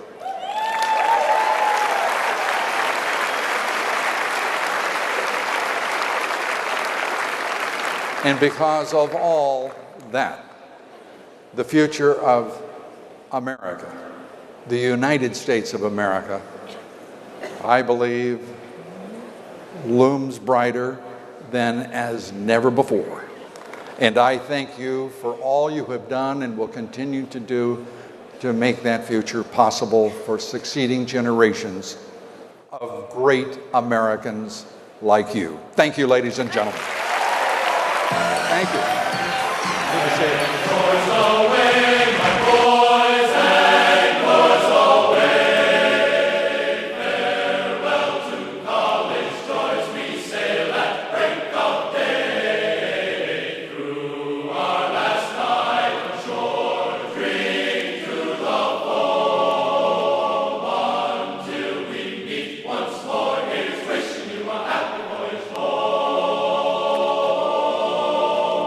From the halls of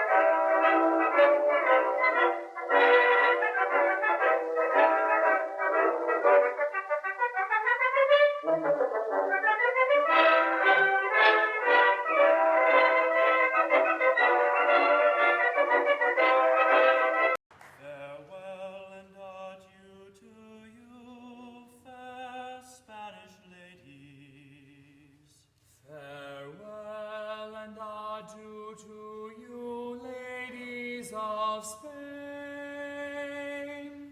For we've received orders for to sail for old England, and hope very shortly to see you again. We'll rant and we'll roar like true British sailors. We'll rant and we'll rove across the salt sea, till we strike soundings in the channel of old England, from Ushant to Salem to Scilly, for the first land we made was a point called the Dead Man. Next Ram's Head off Plymouth, Start, Portland and White. We sailed then by Beachy, by Fairley and Dungeness, and bore straight away for the south, for the south, for the right. And we'll roar like true British sailors. We'll rant and we'll roar across the sea, till we strike soundings in the channel of old England, from Ushant to Scilly to Scilly, let every good man drink up a full bumper, let every good man drink up his full bowl, and let us be jolly and drown melancholy. Drink a health to each health, drink a health to each soul, and we'll rant and we'll roar like true British sailors. We'll rant and we'll roar across the salt sea, till we strike soundings in the channel of old England, from Ushant to Scilly is 34 leagues. Farewell and adieu to you, fair Spanish ladies. Farewell and adieu to you, ladies of Spain, for we've received orders for to sail for old England, and hope very shortly to see England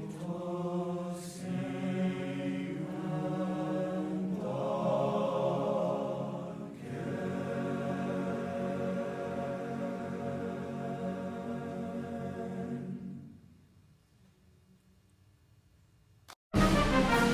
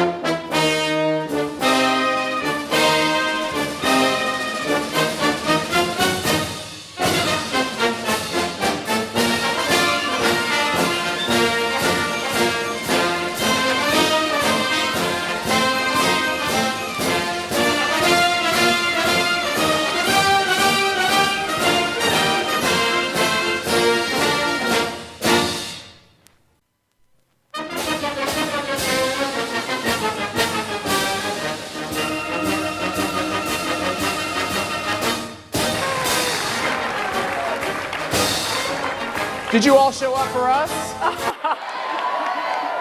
Well, hello, Mr. Deplorable. Hello, Mrs. Irredeemable.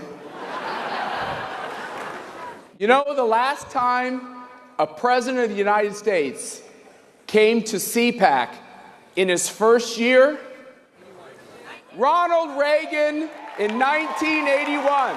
Wait.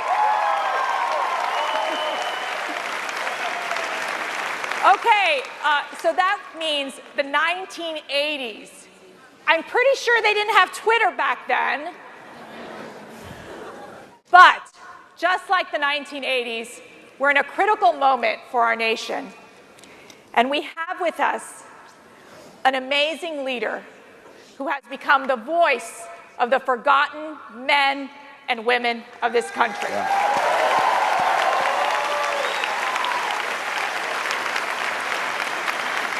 Ladies and gentlemen, you are no longer forgotten.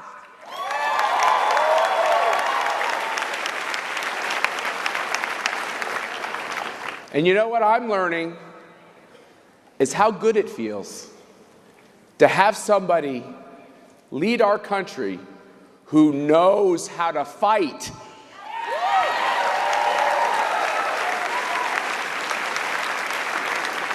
And he's fighting for you.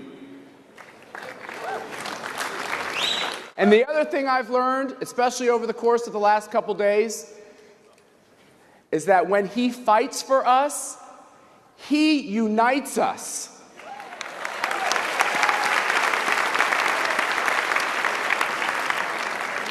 And you know something else, Mr. President? As you continue to fight, all of us here will continue to have your back.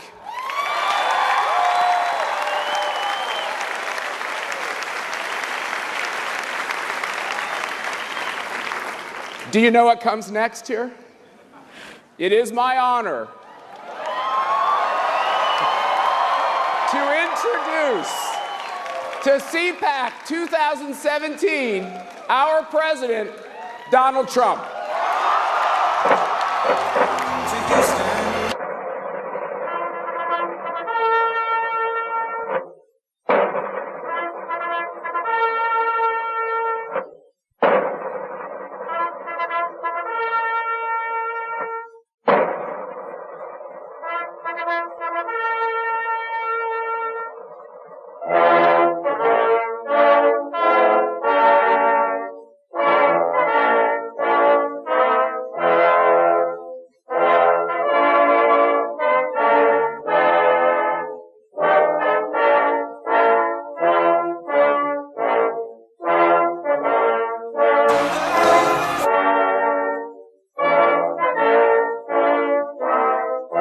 So great to be with you. Thank you. Great to be back at CPAC. It's a place I have really, I love this place. Love you people. So thank you. Thank you very much. First of all, I want to thank Matt Schlapp and his very, very incredible wife and boss, Mercedes, who have been fantastic friends and supporters, and so great when I watch them on television defending me, nobody has a chance. So I want to thank Matt and Mercedes. And when Matt called and asked, I said, absolutely, I'll be there with you. I mean, the real reason I said it, I didn't want him to go against me, because that one you can't beat. So I said absolutely, and it really is an honor to be here. I wouldn't miss a chance to talk to my friends. These are my friends.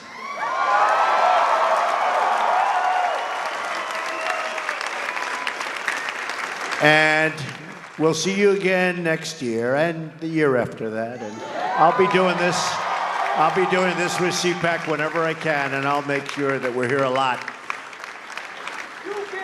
You know, if you remember my first major speech, sit down, everybody, come on.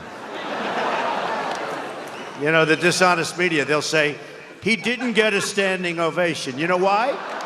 No, you know why? Because everybody stood and nobody sat. So they will say, he never got a standing ovation, right? They are the worst.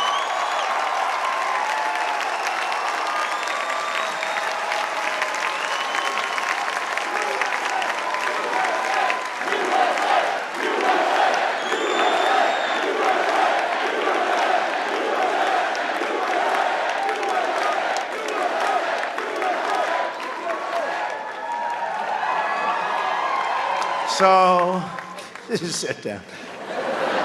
Donald Trump did not get a standing ovation. They leave out the part, they never sat down. They leave that out. So I just want to thank. But you know, my first major speech was at CPAC, and probably 5 or 6 years ago. First major political speech. And you were there. And I loved it. I loved the people. I loved the commotion. And then they did these polls where I went through the roof and I wasn't even running, right? But it gave me an idea. And I got a little bit concerned when I saw what was happening in the country. And I said, let's go to it. So it was very exciting. I walked the stage on CPAC. I'll never forget it, really. I had very little notes and even less preparation. So when you had practically no notes and no preparation, and then you leave and everybody was thrilled, I said, I think I like this business. I would have come last year, but I was worried that I would be, at that time, too controversial. We wanted border security. We wanted very, very strong military. We wanted all of the things that we're going to get. And people considered that controversial, but you didn't consider it controversial. So I've been with CPAC for a long time. All of these years we've been together, and now you finally have a president. Finally. Took you a long time. Took you a long time.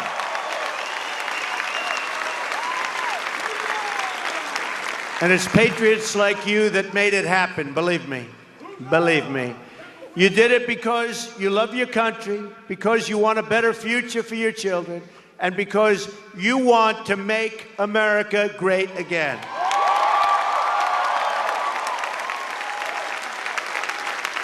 The media didn't think we would win. The pundits, you're right, they had an idea. The pundits didn't think we'd win. The consultants that suck up all that money, oh, they suck it up. They're so good. They're not good at politics, but they're really good at sucking up people's money. Especially my opponents, because I kept them down to a minimum. But the consultants didn't think we would win. But they all underestimated the power of the people, you. And the people proved them totally wrong. Never and this is so true. And this is what's been happening. Never underestimate the people. Never. I don't think it'll ever happen again.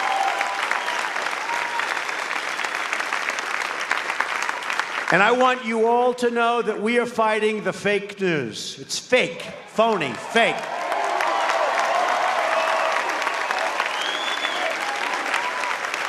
A few days ago, I called the fake news the enemy of the people, and they are. They are the enemy of the people. Because they have no sources, they just make them up when there are none. I saw one story recently where they said 9 people have confirmed. There are no 9 people. I don't believe there was 1 or 2 people. 9 people. And I said, give me a break, because I know the people. I know who they talk to. There were no 9 people, but they say 9 people. And somebody reads it, and they think, oh, 9 people, they have 9 sources. They make up sources.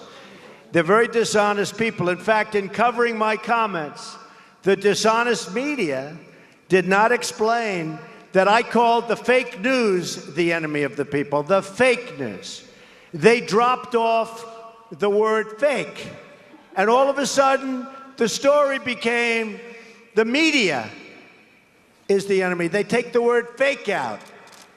And now I'm saying, oh, no, this is no good. But that's the way they are.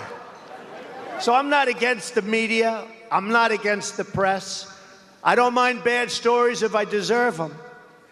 And I tell you, I love good stories, but we won't. I don't get too many of them. But I am only against the fake news media or press. Fake. They have to leave that word. I'm against the people that make up stories and make up sources. They shouldn't be allowed to use sources unless they use somebody's name. Let their name be put out there. Let their name be put out. A source says that Donald Trump is a horrible, horrible human being. Let him say it to my face. Let there be no more sources. And remember this, and not all in all cases. I mean, I had a story written yesterday about me in Reuters by a very honorable man. It was a very fair story. There are some great reporters around.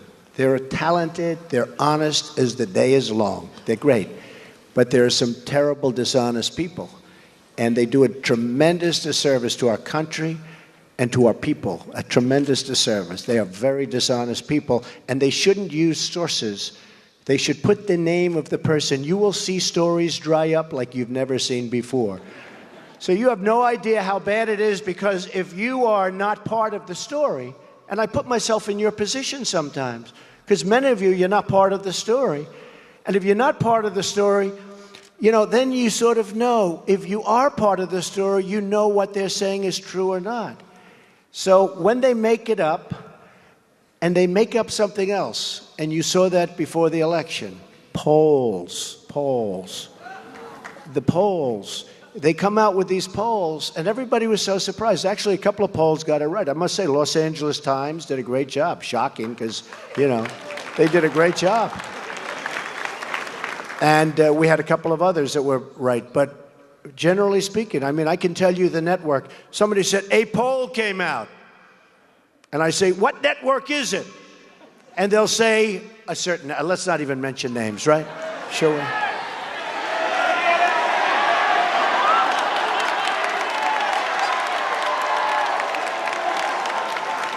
Well, you have a lot of them. Look, the Clinton News Network is one.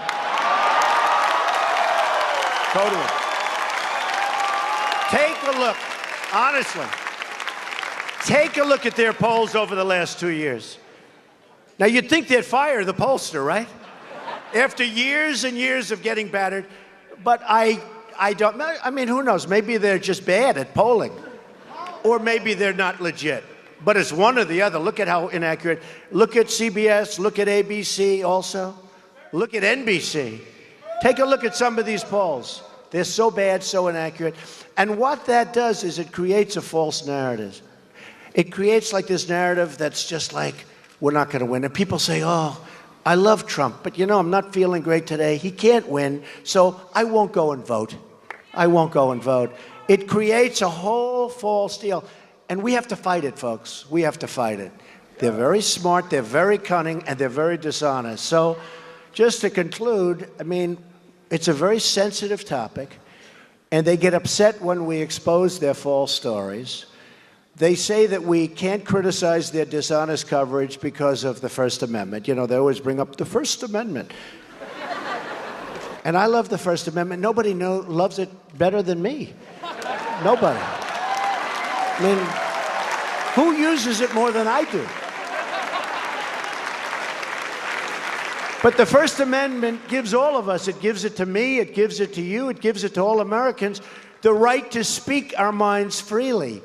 It gives you the right, and me the right, to criticize fake news and criticize it strongly.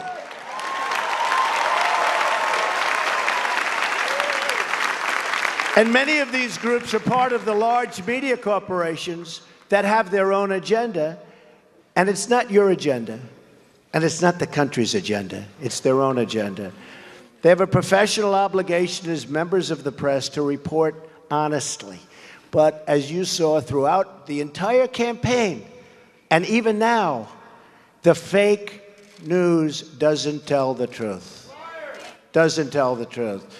So just in finishing, I say it doesn't represent the people. It never will represent the people. And we're going to do something about it because we have to go out and we have to speak our minds and we have to be honest. Our victory was a win like nobody has ever seen before.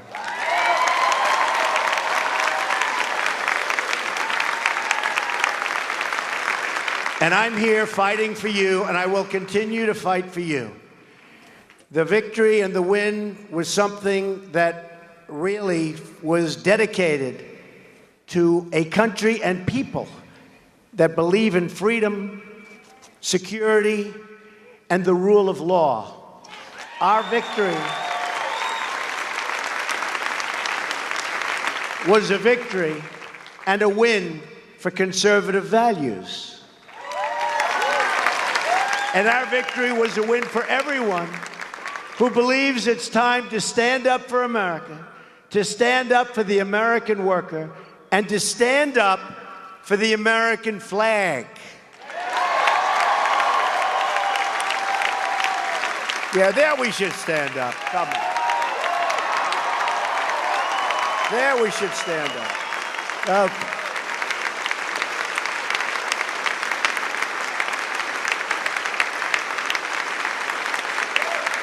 And by the way, we love our flag.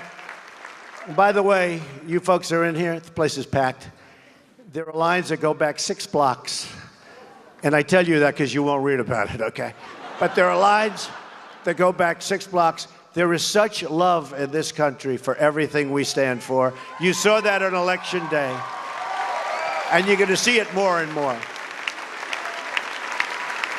So we're all part of this very historic movement, a movement the likes of which, actually, the world has never seen before. There's never been anything like this. There's been some movements, but there's never been anything like this. There's been some movements that petered out, like Bernie, petered out. But it was a little rigged against him, you know, superdelegate.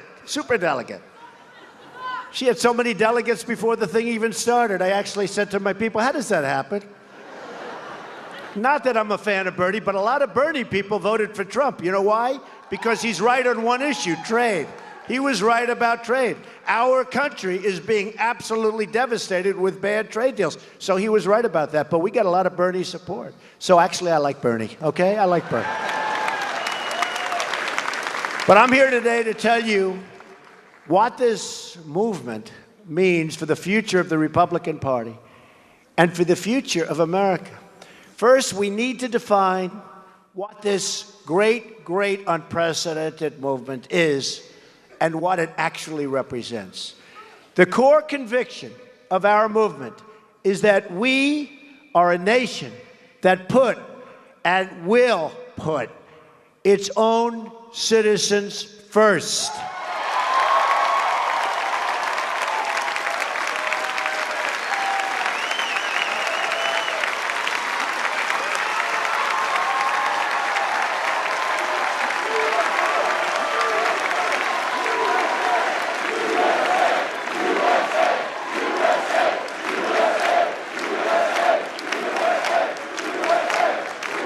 For too long, we've traded away our jobs to other countries. So terrible. We've defended other nations' borders while leaving ours wide open. Anybody can come in. Oh, we're going to build the wall. Don't worry about it. We're building the wall. We're building the wall. In fact, it's going to start soon. Way ahead of schedule. Way ahead of schedule. Way, way, way ahead of schedule. It's going to start very soon. General Kelly, by the way, has done a fantastic job. Fantastic job he's done. And remember, we are getting the bad ones out. These are bad dudes. We're getting the bad ones out. Okay? We're getting the bad. If you watch these people, it's like, oh, gee, that's so sad. We're getting bad people out of this country. People that shouldn't be, whether it's drugs or murder or other things. We're getting bad ones out. Those are the ones that go first. And I said it from day one. Basically, all I've done is keep my promise.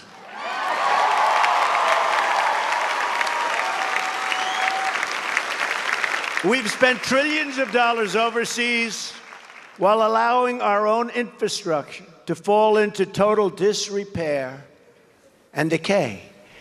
In the Middle East, we've spent, as of 4 weeks ago, $6 trillion. Think of it. And by the way, the Middle East is in it's not even close. It's in much worse shape than it was 15 years ago. If our presidents would have gone to the beach for 15 years, we would be in much better shape than we are right now. That I can tell you.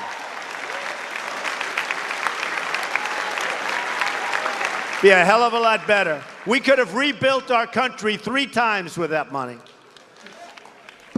This is the situation that I inherited. I inherited a mess, believe me. We also inherited a failed health care law that threatens our medical system with absolute and total catastrophe.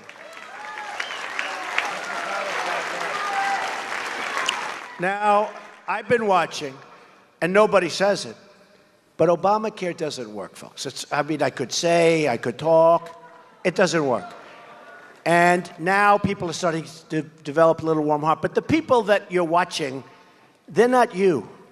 They're largely, many of them are the side that lost. You know, they lost the election. It's like, how many elections do we have to have? They lost the election.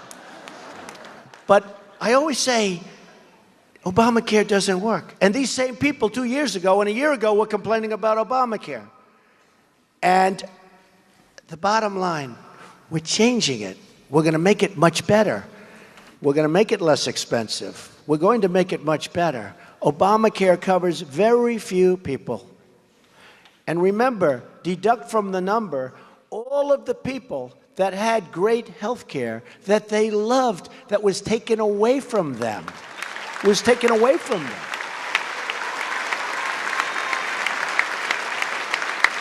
Millions of people were very happy with their health care. They had their doctor. They had their plan. Remember the lie? 28 times. You can keep your doctor. You can keep your plan. Over and over and over again, you heard it. So we're going to repeal and replace Obamacare.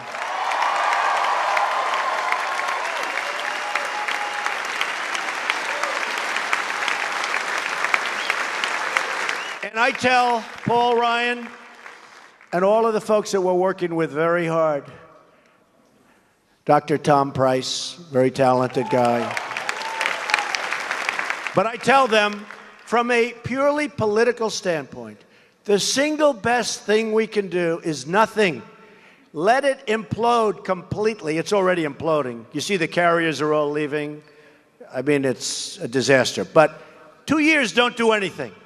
The Democrats will come to us and beg for help. They'll beg, and it's their problem. But it's not the right thing to do for the American people. It's not the right thing to do. We inherited a national debt that has doubled in 8 years. Think of it, $20 trillion. It's doubled.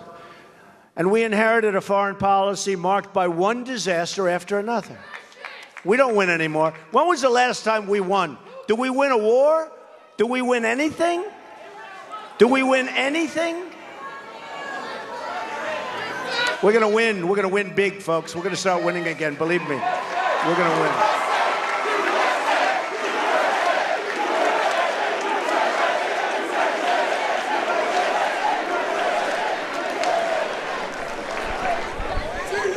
But we're taking a firm, bold, and decisive measure.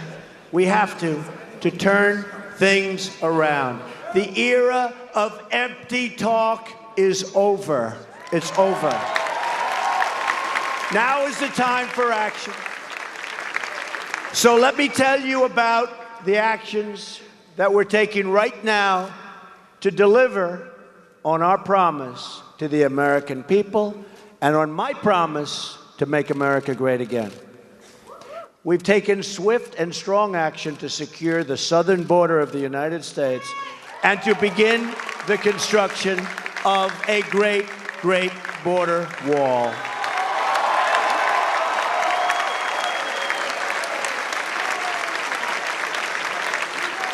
By doing this, and with the help of our great border police, with the help of ICE, with the help of General Kelly, and all of the people that are so passionate about this, our Border Patrol, I'll tell you what they do. They came and endorsed me. ICE came and endorsed me. They never endorsed a presidential candidate before. They might not even be allowed to. But they were disgusted with what they saw. And we'll stop it. We'll stop the drugs from pouring into our nation and poisoning our youth. Pouring in. Pouring in. We get the drugs, they get the money. We get the problems, they get the cash. No good, no good. Going to stop. By stopping the flow of illegal immigration, we will save countless tax dollars, and that's so important because the dollars that we're losing are beyond anything that you can imagine. And the tax dollars that can be used to rebuild struggling American communities, including our inner cities.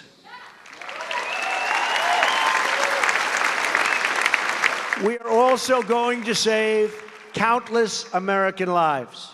As we speak today, immigration officers are finding the gang members, the drug dealers, and the criminal aliens and throwing them the hell out of our country.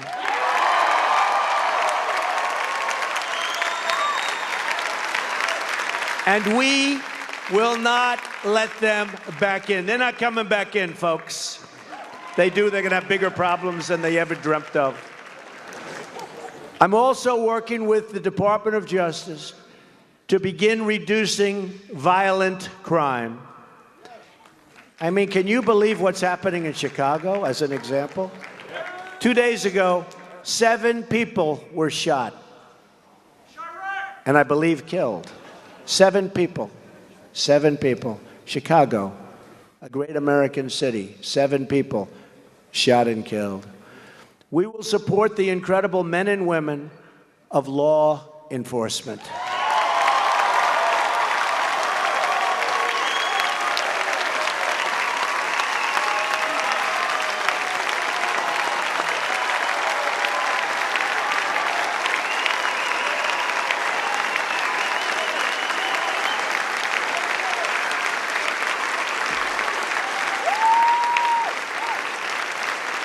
Thank you. And thank them. I've also followed through on my campaign promise and withdrawn America from the Trans-Pacific Partnership so that we can protect our economic freedom. And we're going to make trade deals, but we're going to do one-on-one. And if they misbehave, we terminate the deal, and then they'll come back and we'll make a better deal. None of these big quagmire deals that are a disaster. Just take a look, by the way, take a look at NAFTA, one of the worst deals ever made by any country having to do with economic development. It's economic undevelopment as far as our country is concerned. We're preparing to repeal and replace the disaster known as Obamacare. We're going to save Americans from this crisis and give them the access to the quality health care they need and deserve. We have authorized the construction, one day, of the Keystone and Dakota Access Pipeline. And issued a new rule. This took place while I was getting ready to sign. I said, who makes the pipes for the pipeline? Well, sir, it comes from all over the world. Isn't that wonderful? I said, nope, comes from the United States or we're not building it. American steel.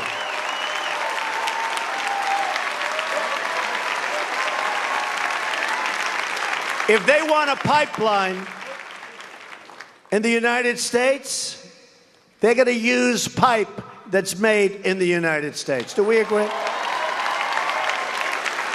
But can you imagine, I told the story the other day, can you imagine the gentleman, never met him, don't even know the name of his company. I actually sort of know it, but I want to get it exactly correct. Big, big, powerful company. They spent hundreds of millions of dollars on the pipeline. Same thing with the Dakota, different place. They got their approvals, everything in the case of Dakota, then all of a sudden they couldn't connect it because they had people protesting that never showed up before. But with the Keystone, so they spent hundreds of millions of dollars with bloodsucker consultants, sucking the blood out of the company. Don't worry, I used them all my life, okay? Don't worry, we're going to get it approved, I'm connected, I'm a lobbyist, don't worry. Bottom line, Obama didn't sign it, right? Could be 42,000 jobs, somewhere around there, a lot of jobs. Didn't sign it. But can you imagine, he gave up. A year ago, it was dead. Now he's doing nothing. Calling his wife, hello, darling, I'm a little bored. You know that pipeline, that has killed us. That has killed our company. Knock, knock, Mr. So-and-so. The Keystone Pipeline, sir, out of nowhere has just been approved. Now, can you imagine the expression? And you know the sad part? Those same blood-sucking consultants that hit him for all the money and failed, they're now going to go back to him and say, didn't we do a great job? We want more money, right? Because that's the way the system works. A little bit off, but that's the way the system works. We're preparing bold action to lift the restrictions on American energy, including shale oil, natural gas, and beautiful, clean coal, and we're going to put our miners back to work. Miners are going back to work.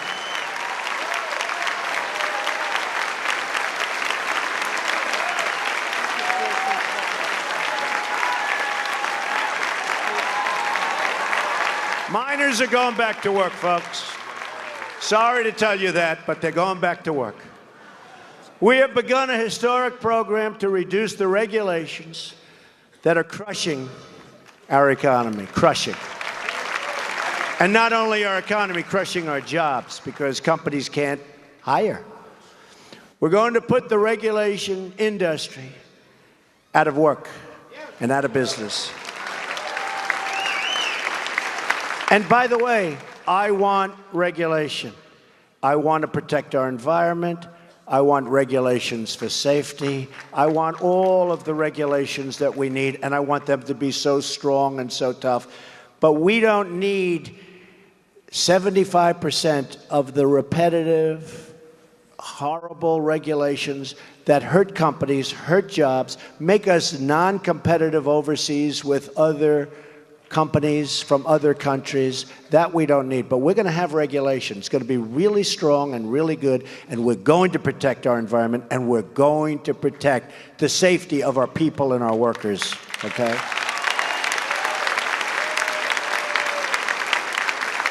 Another major promise is tax reform. We are going to massively lower taxes on the middle class, reduce taxes on American business, and make our tax code more simple and much more fair for everyone, including the people and the business.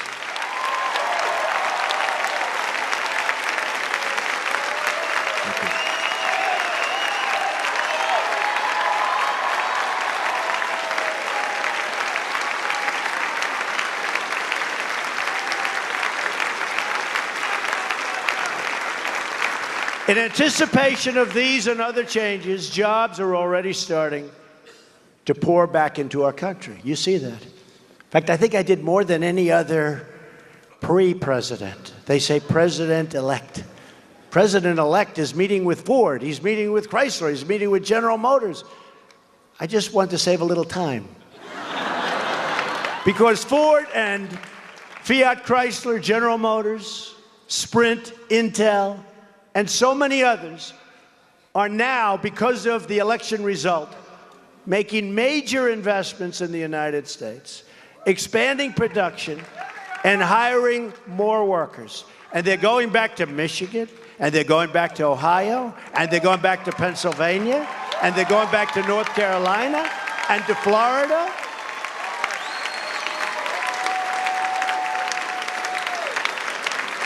It's time for all Americans to get off of welfare and get back to work. You're going to love it. You're going to love it. You are going to love it.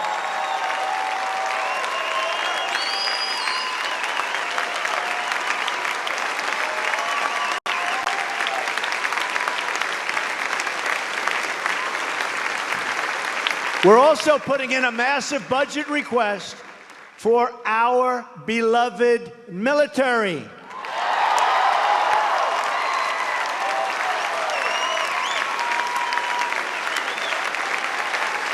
And we will be substantially upgrading all of our military, offensive, defensive, everything, bigger and better and stronger than ever before, and hopefully we'll never have to use it, but nobody's going to mess with us, folks. Nobody.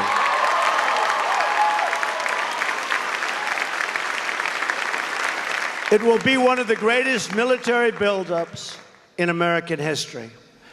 No one will dare question, as they have been, because we're very depleted, very, very depleted. Sequester.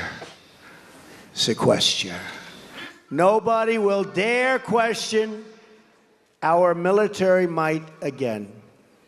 We believe in peace through strength, and that's what we will have.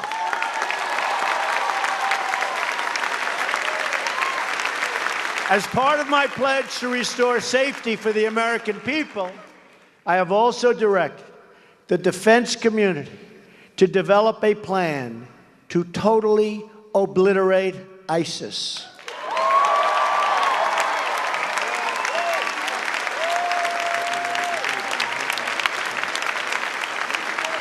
Working with our allies, we will eradicate this evil from the face of the earth. At the same time, we fully understand that national security begins with border security. Foreign terrorists will not be able to strike America if they cannot get into our country. And by the way, take a look at what's happening in Europe, folks. Take a look at what's happening in Europe. I took a lot of heat on Sweden. And then a day later, I said, has anybody reported what's going on? And it turned out that they didn't, not too many of them did. Take a look at what happened in Sweden. I love Sweden. Great country, great people. I love Sweden. But they understand I'm right. The people over there understand I'm right. Take a look at what's happening in Sweden. Take a look at what's happening in Germany. Take a look at what's happened in France. Take a look at Nice and Paris. I have a friend. He's a very, very substantial guy. He loves the City of Lights. He loves Paris. For years, every year during the summer, he would go to Paris. It was automatic with his wife and his family. I hadn't seen him in a while. And I said, Jim, let me ask you a question. How's Paris doing? Paris? I don't go there anymore. Paris is no longer Paris. That was 4 or 5 years has it gone there. He wouldn't miss it for anything. Now he doesn't even think in terms of going there. Take a look at what's happening to our world, folks. And we have to be smart. We have to be smart. We can't let it happen to us.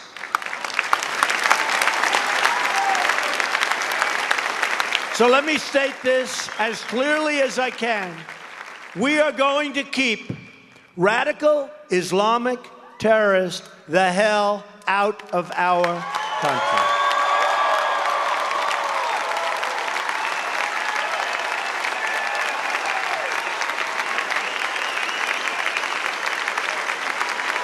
We will not be deterred from this course.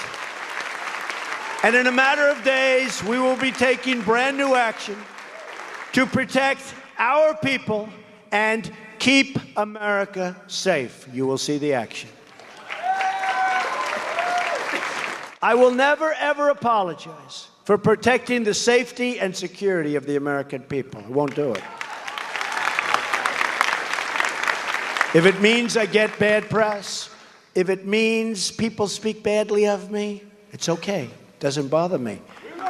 The security of our people is number one, is number one.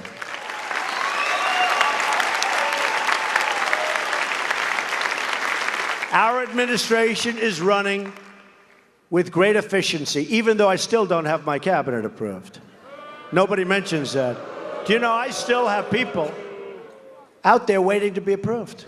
And everyone knows they're going to be approved. It's just a delay. It's really sad. It's really sad. And these are great people. These are some great people. We still don't have our cabinet. I assume we're setting records for that. That's the only thing good about it, is we're setting records. I love setting records. But I hate having a cabinet meeting and I see all these empty seats. I said, Democrats, please approve our cabinet and get smart on health care, too, if you don't mind. But we're taking meetings every day with top leaders in business, in science, and industry. Yesterday, I had 29 of the biggest business leaders in the world in my office. Caterpillar Tractor, Campbell's Soup. We had everybody. We had everybody. I like Campbell's Soup.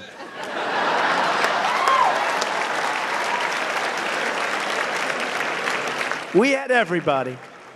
And we came to a lot of very good conclusions, and a lot of those folks that are in that room are going to be building big, massive new plants and lots of jobs. And you know what? They're going to be building them in this country, not in some other country. We're meeting with unions, meeting with law enforcement, and we're meeting with leaders from all around the world. Where the White House doors used to be totally closed. They were closed, folks. You don't realize that. They were closed. They're now wide open. And they're open for people doing business for our country and putting people to work.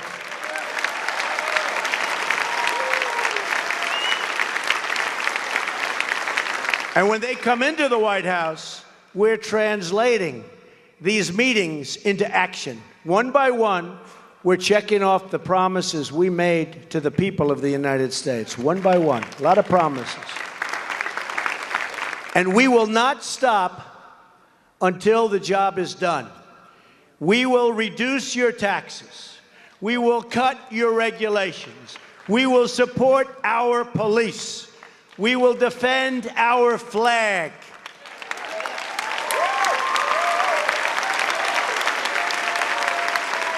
We will rebuild our military. We will take care of our great veterans. We're taking care of our veterans.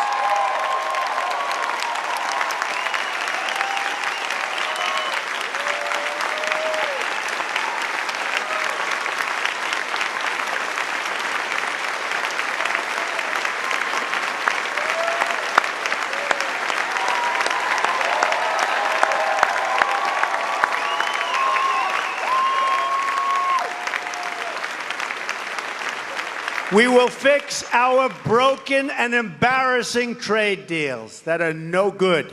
None of them.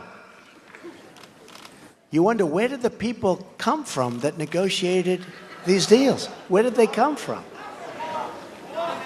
Well, they came also from campaign contributions, I must be honest with you. They're not as stupid as you think. We will cut wasteful spending.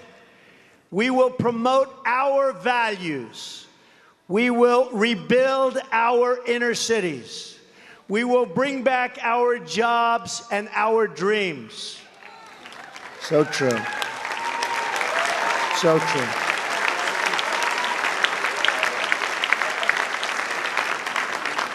And by the way, we will protect our Second Amendment.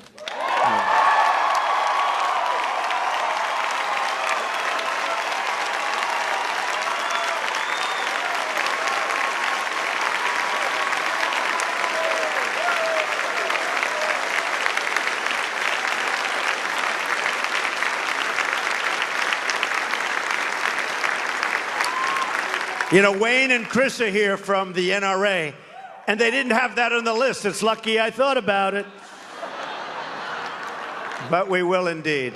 And they're great people. And by the way, they love our country. They love our country. The NRA has been a great supporter. They love our country. The forgotten men and women of America will be forgotten no longer.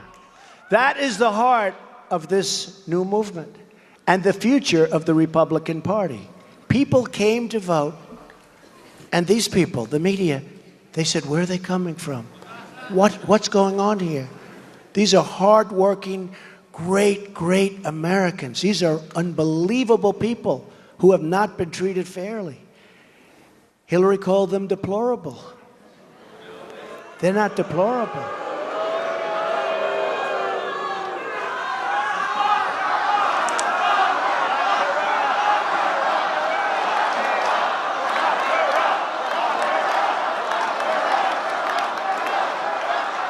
Who would have thought that a word was going to play so badly? That's the problem in politics. One wrong word and it's over. She also said irredeemable, but we won't mention it. The GOP will be, from now on, the party also of the American worker.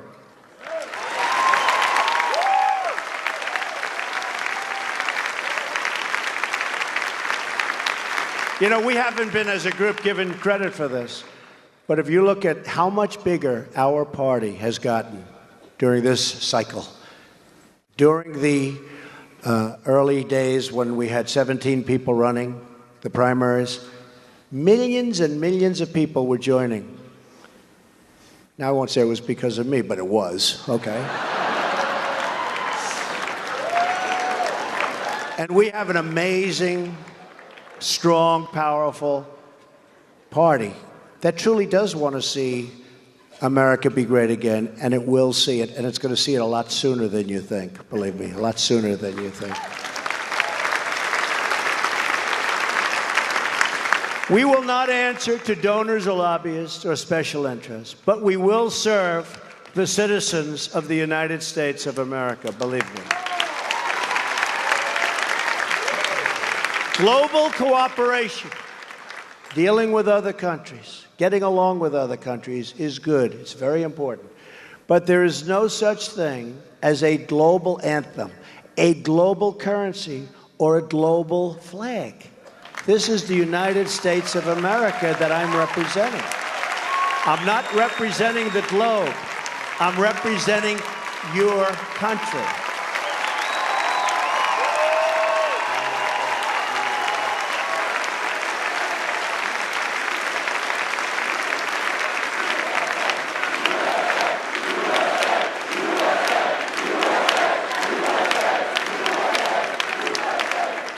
There is one allegiance that unites us all, and that is to America.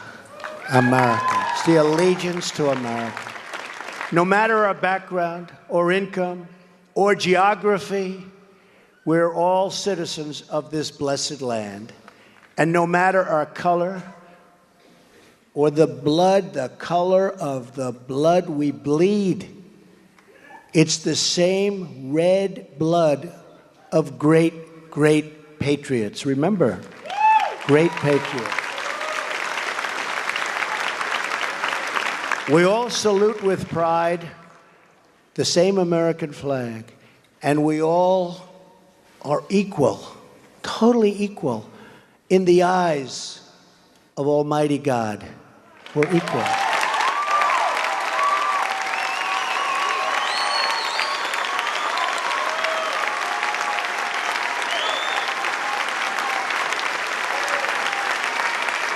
Thank you.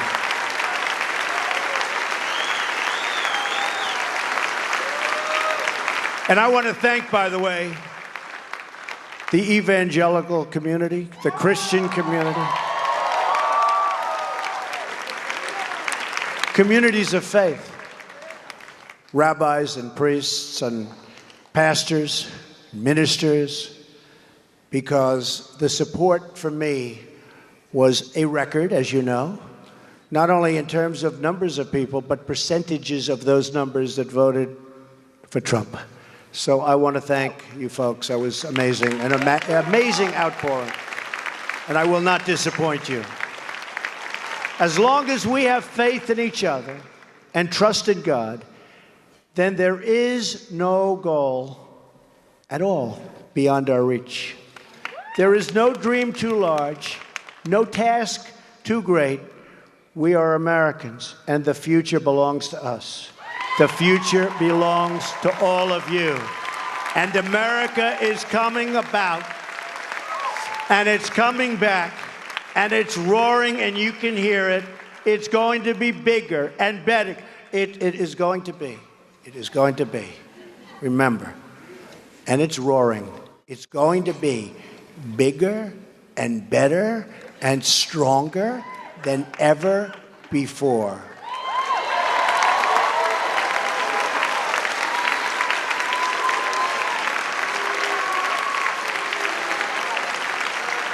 I want to thank you and Matt and Mercedes. I want to thank the two of you and all of the supporters that I have. I see them, they're all over the place. You are really great people. I want to thank you.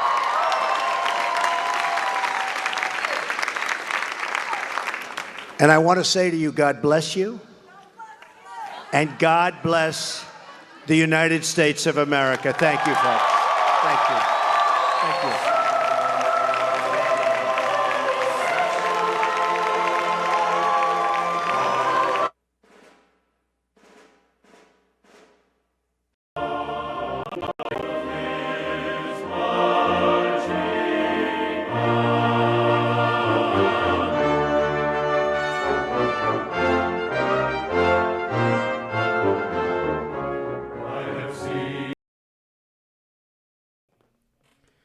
Thank you very much, folks, for joining us and choosing us as your stream of choice.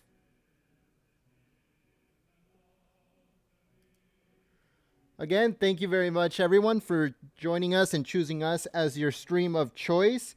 If you are new to our community, we encourage you to subscribe and also click the notification bell right next to the subscribe button. It'll give you a heads up on when we go live. CPAC is set to continue, and we're just taking a quick intermission to say thank you to all those that use Super Chat. Thank you to all those that clicked the thumbs up button and shared our stream.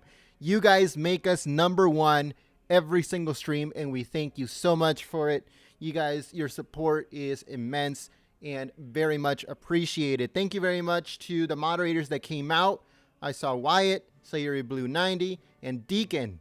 Thank you very much for coming out and helping us take a little bit of the trolls out of there, because, you know, they were going a little bit rampant, but we did our best. And I thank you very much for always trying to keep the chat clean and enjoyable for everyone. If you would like to help us out, there's links in the description below, so make sure to check them out. And also a thank you to Digital Signs Direct USA. If you want to put up the link to your website, you can do it. But thank you very much for your support, and others that use Super Chat too. Thank you very much. Again, we would like to say thank you, and please stay here at Golden State Times for your daily President Donald Trump administration live streams and daily news videos that we will be uploading later on today. Again, we're just in a little intermission here, but I think CPAC is set to continue. If not, we will see you guys here later on for other streams. So don't go anywhere. So yeah, guys, thank you very much, like I said, for joining us here at Golden State Times. We'll leave up the chat for just a little while and to figure out if CPAC is done or is it going to continue. I'm not sure. So we will leave the chat up. We will just leave it with music. And again, thank you very much. See you guys later on today for more live streams, more President Donald Trump administration events, and also breaking news. When it comes to the CNN leaks, the tapes, we are going to upload some videos later on today. Don't go anywhere because this is huge. We got some footage. We got some information that you guys are going to want to see and hear. So don't go anywhere. Here are Golden State Times. This is Jet signing off. Peace.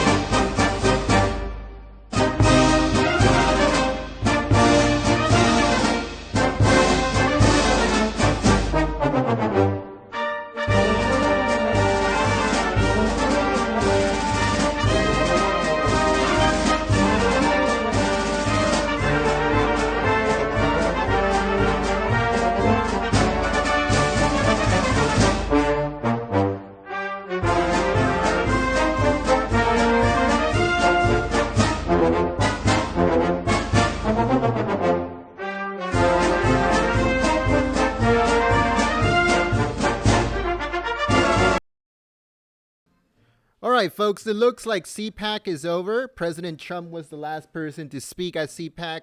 Thank you very much for joining us, choosing us as your stream of choice, like I said. If you missed any part of the amazing speech by President Donald Trump, it will be uploaded in just a few minutes. So make sure to go over there, give it a thumbs up, show it some love, and share it on social media so other people can listen to his message. A lot of people on the chat were saying if he was campaigning, and no, he was just talking to the American people. He was telling them, you know what? I am here to represent you. I'm not here to represent the globalists. I'm not here to represent the corporations, the businesses and stuff. I'm here to represent you. And in return, I'm here to make it easier for corporations to hire you so you can go out and take care of your family, buy the stuff that you need, live in the neighborhoods you want to live in, spend money so you can continue greasing the machine that we call the United States of America. We want to be number one in all sectors. The United States of America is what other countries should strive to be, because we are the country that basically has created almost everything in this world. There wouldn't be a lot of things in this world if it wasn't for the United States of America. There will be no internet. There will be no computers. There will be no Wi-Fi. There will be no electricity. There will be no light. There will be no nothing if it wasn't for the United States. And that's the whole message of making America great again, is because America in the last 8 years was lost. But now it's slowly being found, and the United States is slowly doing a comeback. In the last 30 days that President Trump has been in office, he has already cut the spending by over $12 billion. 12 in the last 30 days. Okay, our debt has gone down $12 billion, which is remarkable for his first month. And this is the type of stuff that is going to continue happening. The Democrats seriously need to step up and stop trying to sabotage the president. Because not all people agree. but you have to agree with the president in order to make America number one. And that's what it's all about. This stream, this news agency, this host, the mods, everybody associated with the channel is 100% American.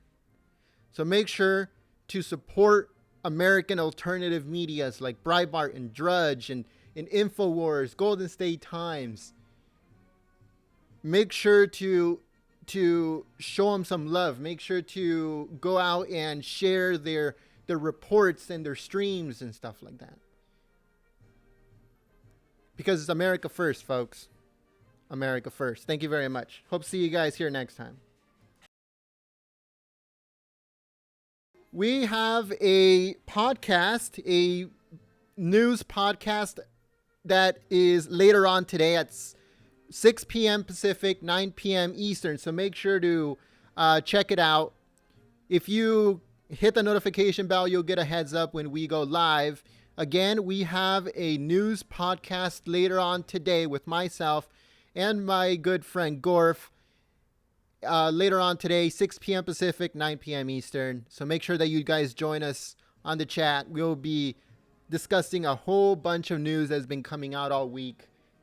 There has been tons of news, and we're going to be discussing it. So later on today, podcast, 6 p.m. Pacific, 9 p.m. Eastern. Thank you very much.